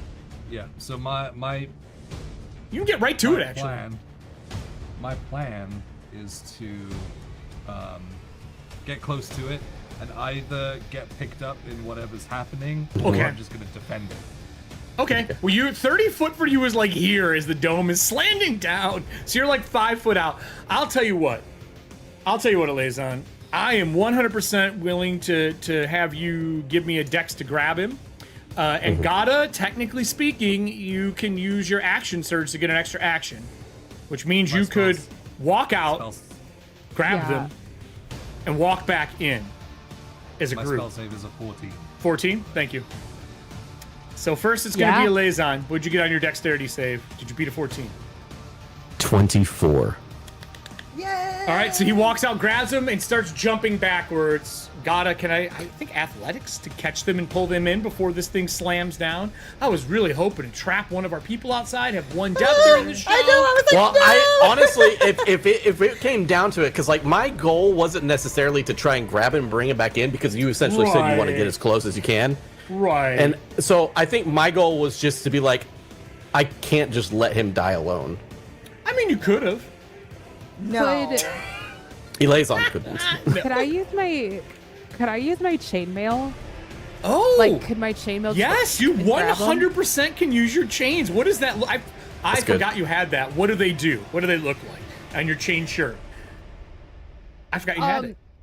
Yeah, so Gata has this like ornate chainmail shirt that has like, it almost looks like decorative sort of like extra bands on it. And like sort of under her like signal, they sort of like stand up and like sort of like come to life, like sort of like little appendages, you know what I mean? Yeah. And so as she's standing there, she's like, grab him now, and but in her character voice, and then the chain Excuse me, I reach expect out a through character thing voice for the close and of this. Thank you very much. grab them now. There we go. That's a little better. All right. And then and like wrap them, grapple them, and pull them back towards her. So now she's hugging everyone. So I'm assuming. Do I need to roll for that, or can I just do it because it's my chain? It's your chains. I just want an athletics check to make sure you grab them in time. That's all I'm worried about. I'm pretty sure you can. I'm not too worried. You're pretty athletic. 15, 16, 17, 18, 19. That's a 19. I got 15 on the dice. Are you happy with that? Throw some luck into it. Just do it. Yeah, I'll burn my locks. How many you To got? make it a 20. 20. As you hook him and pull them both back in with 2 chains, the dome slams that's on screen right now. Sino, as you continue casting your spell, you see the metal getting dented and pounded as the cathedral's falling in. What spell do you cast? Because it is actually in the book if you did not find it. It is under the spell in there. It's on, well, in mine it's 108, but yours is going to be 108 in the bottom left-hand side of the spell, of the page. And it's a 10-foot radius, which you can get everybody in. Yes, as long as everyone's in, while she's running, you see where she puts the scythe. So if you've ever seen anyone like kind of, it's like spiraling her scythe in such a way where it makes this kind of like basically moon shape, and she slams it down on the ground, and in that moment it's almost like rainbow shards start like basically stacking together to create a dome shape. So she's basically casting tiny hut. Tiny hut? Tiny yeah. hut. Well, yeah, so inside it's almost illuminating with that kind of that rainbow moon energy. And on the outside it would look as if the moon was just in this space. As this thing goes up, as the metal's denting and cracking and things are falling through, you can hear the roaring outside. Your leader wakes up and like getting held by Gata as she's doing this. He goes, "It has been a really long trip. Please tell me I'm not dead." As there's just boom, boom, boom, and things are falling. He's like, "I did my best to avoid the soil." And he like puts his hand like on your shoulder to like kind of stand himself up as this place is slowly collapsing as your shell holds it. I would like to point out that no one can go in and out of it. It is almost like an extra dimensional space that is dry regardless of the weather outside. And all objects and creatures are barred from entry on Tiny Hut. It is literally better than Wall of Force. As you put it up, as everything collapses, the room goes dark beside your globe. As the group is all sitting in there, he looks up and is kind of like on the floor. He goes, "Did anyone grab my helm on the way out?" As you guys are trapped inside of this dome for Sorry. God only knows how long. No? I had it for a minute. And he reaches Yeah, back you're such to a the bunch of pedestal guy. that you I'm left in sorry. here, and he grabs the other helm off the pedestal and sets it down. He goes, "Well, our job is done here."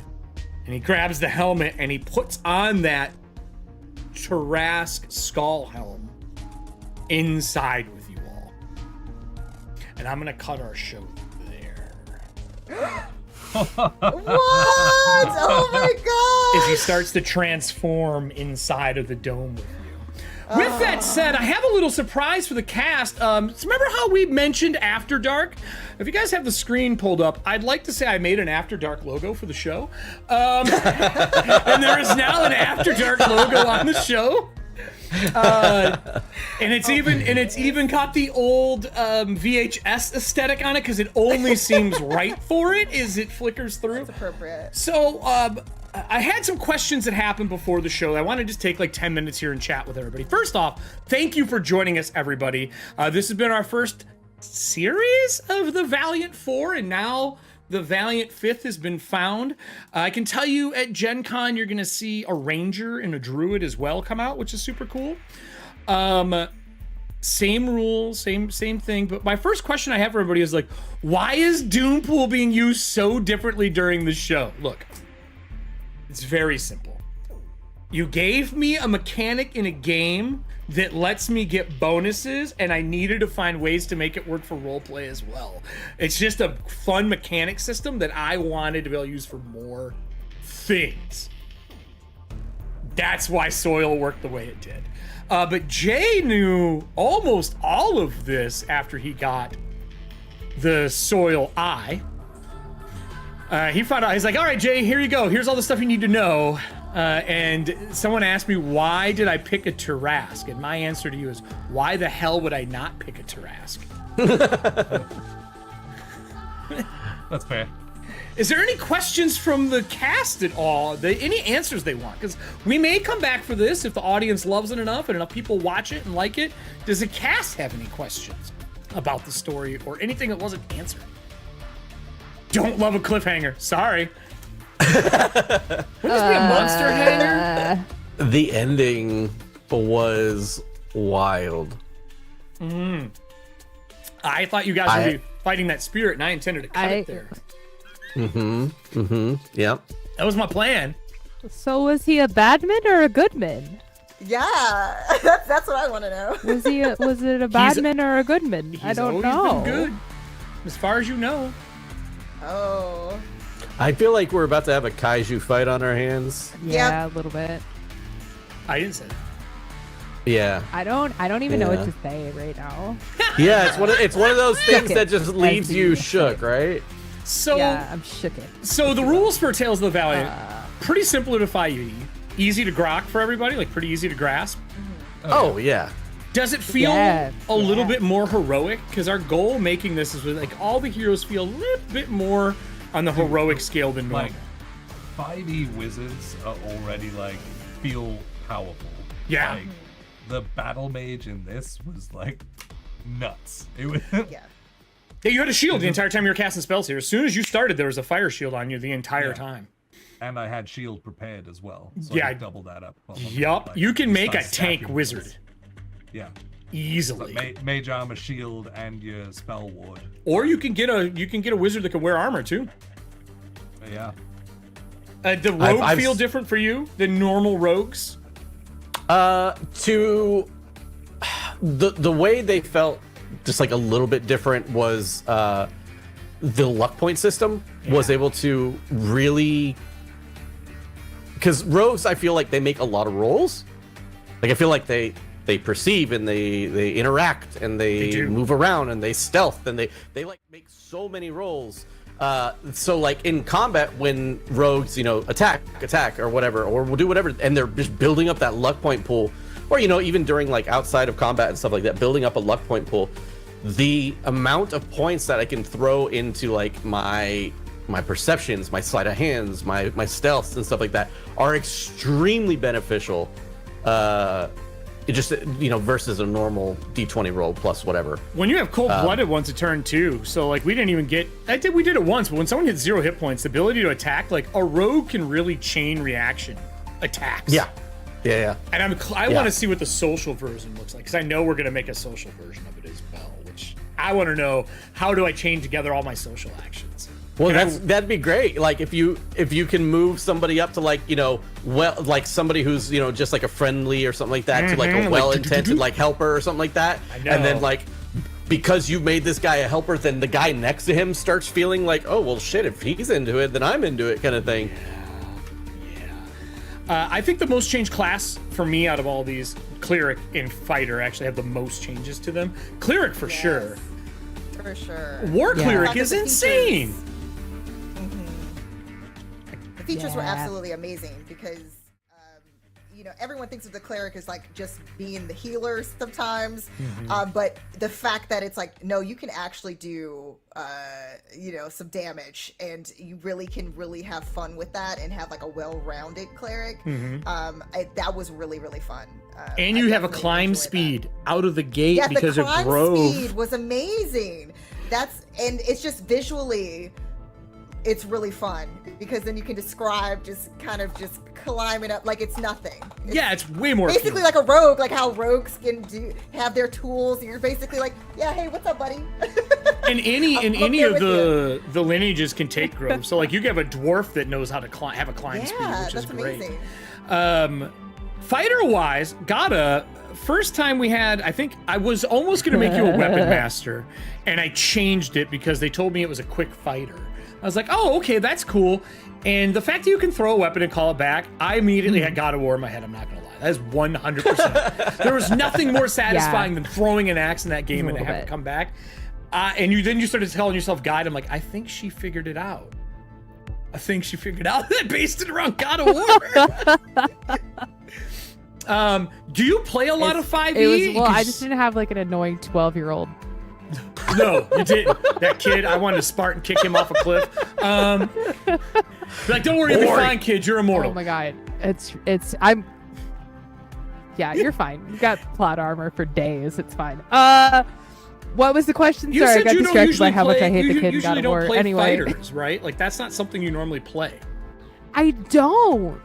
Why? I don't. I usually play a cleric who winds up being, well, because I'm bisexual, Frank House. What is that to do with a fighter? I usually want to play. It's because legally, I have to play a cleric. There A law bisexual cleric. Yeah, when you come out as bi, you're like, you can be a bard or a cleric, and I'm not horny enough to play a bard. It can only be one or but the anyway, other. so Do they make you pull out your phone and Yeah, say, but I how many always of these wanna be people with do the you mom actually friends. know? Nope, can't be a bard. Yeah, it's bad. very hard. But yes. So anyway, so I am bad at playing fighters because one, I hate combat, and I'm not good at it, and I always forget that I have like bonus actions. So I really liked this system because it for me and my brain, it was just a lot more straightforward, and it was a lot easier to manage because it was just like the way that everything was tiered. For some reason, like I just really liked it because it made a lot of sense. But then on top of that, I felt like it was also really interesting because like Kobold, like just as a whole, has really interesting goodies that I love. Like the last time I did a Kobold game, I played like one of the robots, and that was amazing as well. And it's because like all the spells are amazing and all the stuff is good. And so yeah, so it wound up being like really, I was really scared and I was challenged, but I felt okay about it. Well, you got a character that was charismatic, so you got part of the bard. It's a charisma 14 on Gata, and she's intelligence as a fighter, and she has spell casting, and they have a high dexterity. You didn't even get a bulky tough fighter. You got a quick, agile spell casting. Yeah, that was kind of... I mean, fire. honestly, like that was one of the things that I really liked because I was like, okay, well, if I have... Yeah, because I was like, well, okay, I can swallow fire, like that's dope, right? But then I was like, I don't know, there's just something about like the build that I really liked because it felt like I could sort of play the way that I like to play, but still serve the party. And I thought that was really nice, I guess. Yeah, we try to make them well-rounded characters instead of one-dimensional as much as we could. I think the elf is probably the most one-dimensional because he's very combat, but his story is a little different.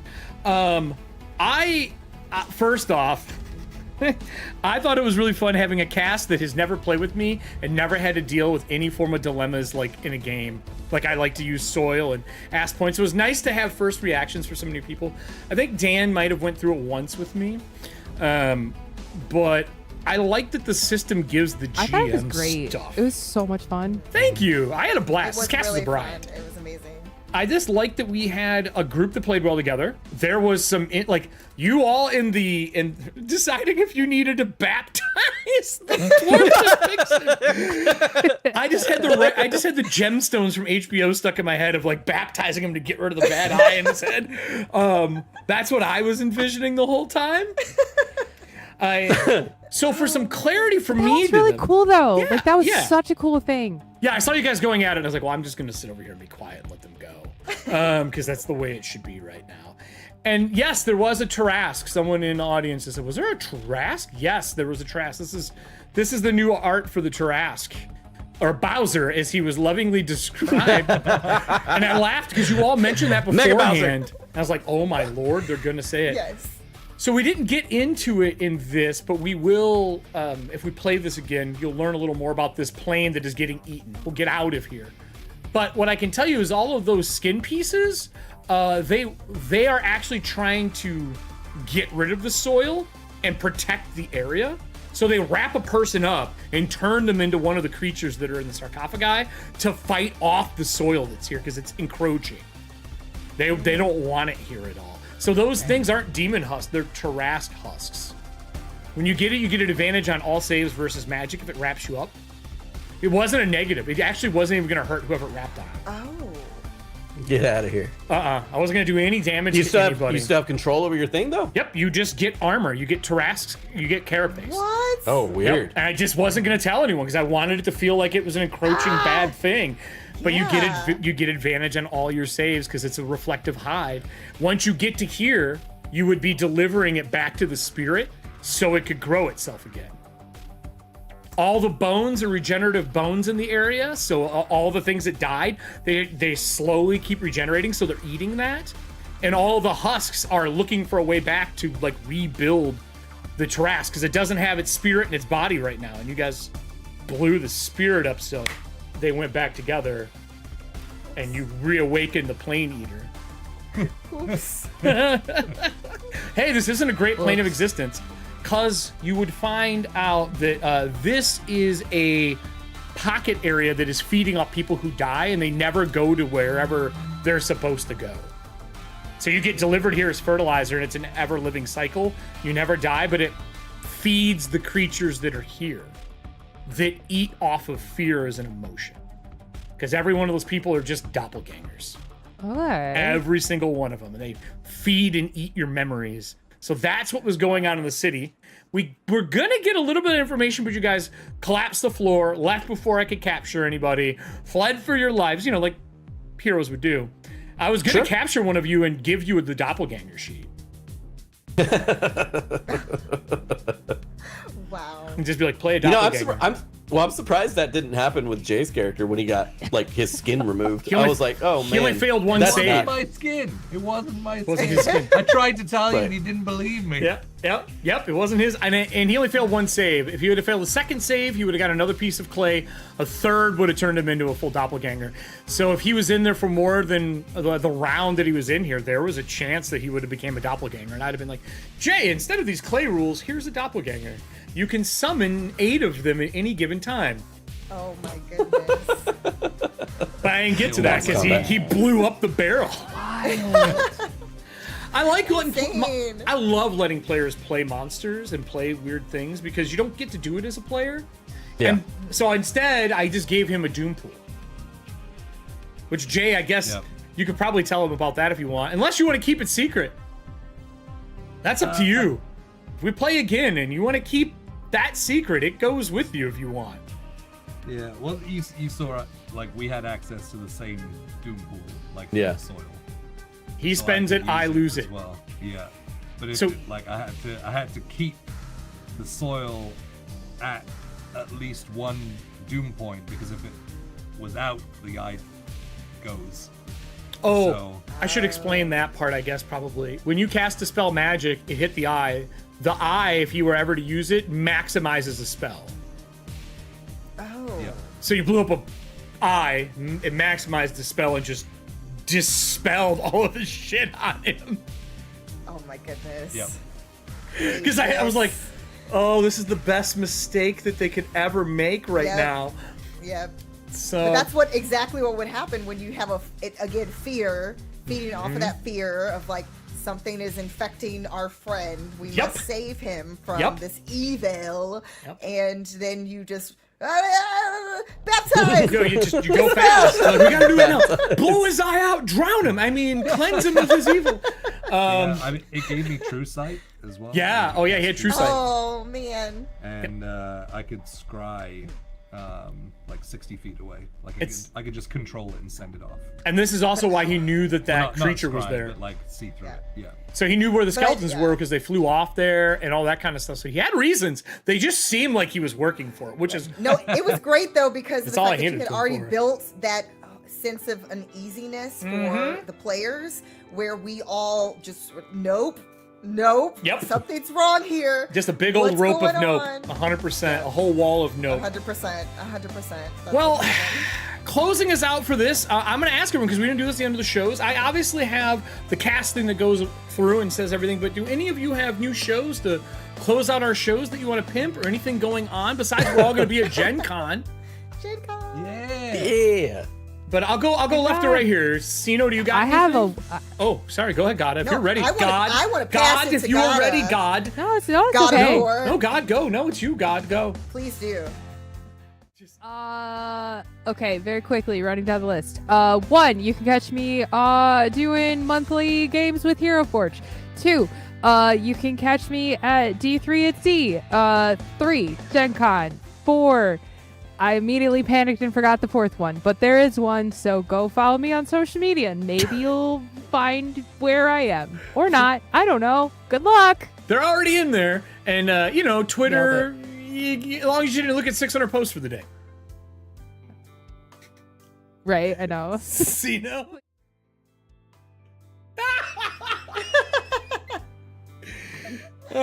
Sino, you got anything going on? Well, I'm sure I'm gonna save one of the things for, I think Dan might want to talk about a special project that He doesn't we get a worked on turn. It's together. okay. It's okay. So I'm. But stay tuned. Beyond the Mountain's Shadow, which is a one-ring campaign that I got to do with some amazing folks, and obviously Dan, that one fun.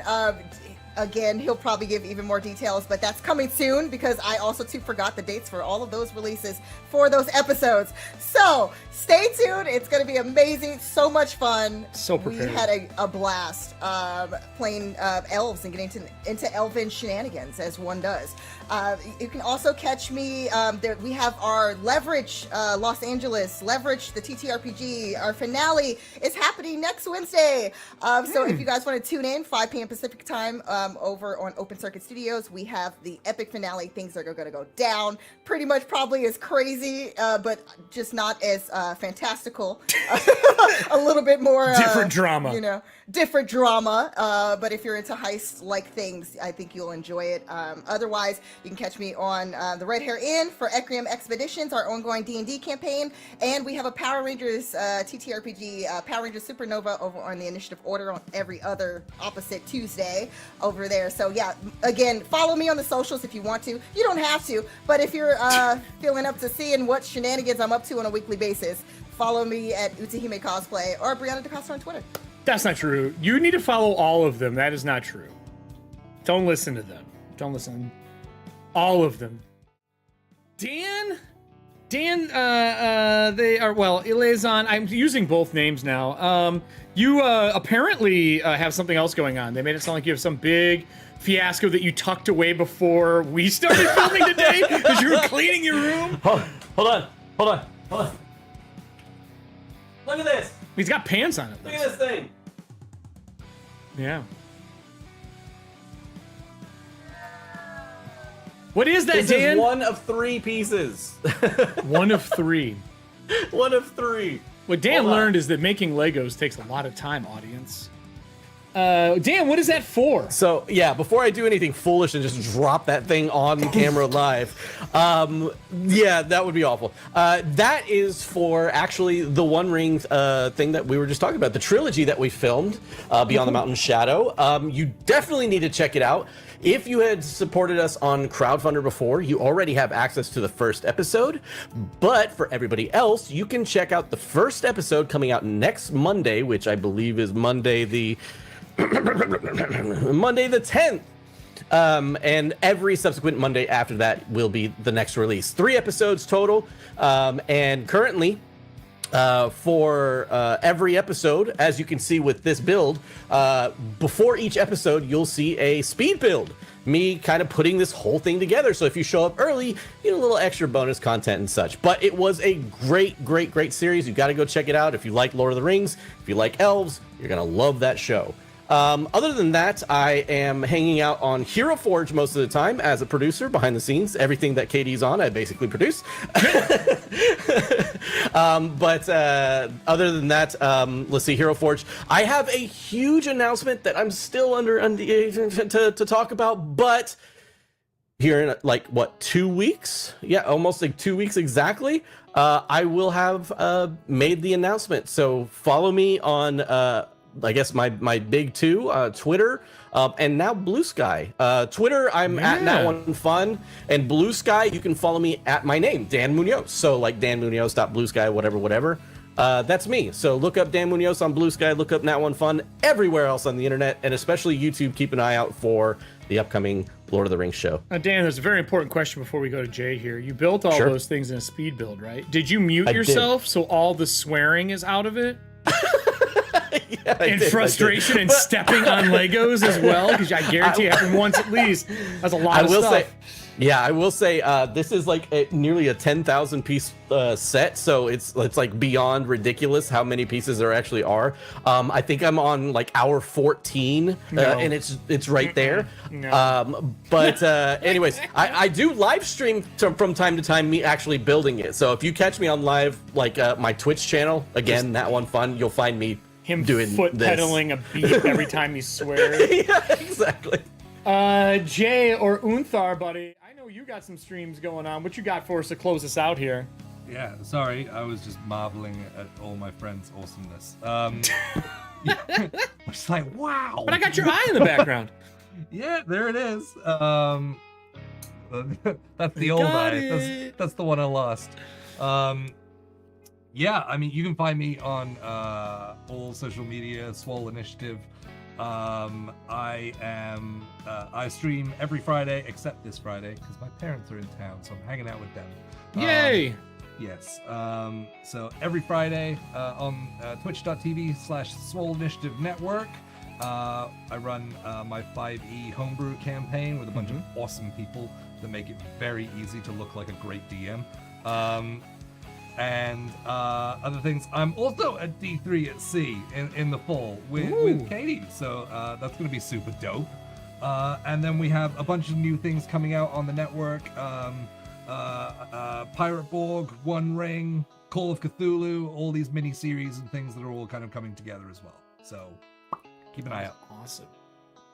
Well, for me, everybody, thank you so much for joining us for this 4-part series, Valiant Soil, with this amazing cast. This is Valiant Soil After Dark. Hopefully you'll see us again here sooner than later. We'll see, but we will all be at Gen Con for those that are interested in saying hi. I'll be at the booth one of the shifts, but for the most part, I'll be at the panels and running around and running my own stuff.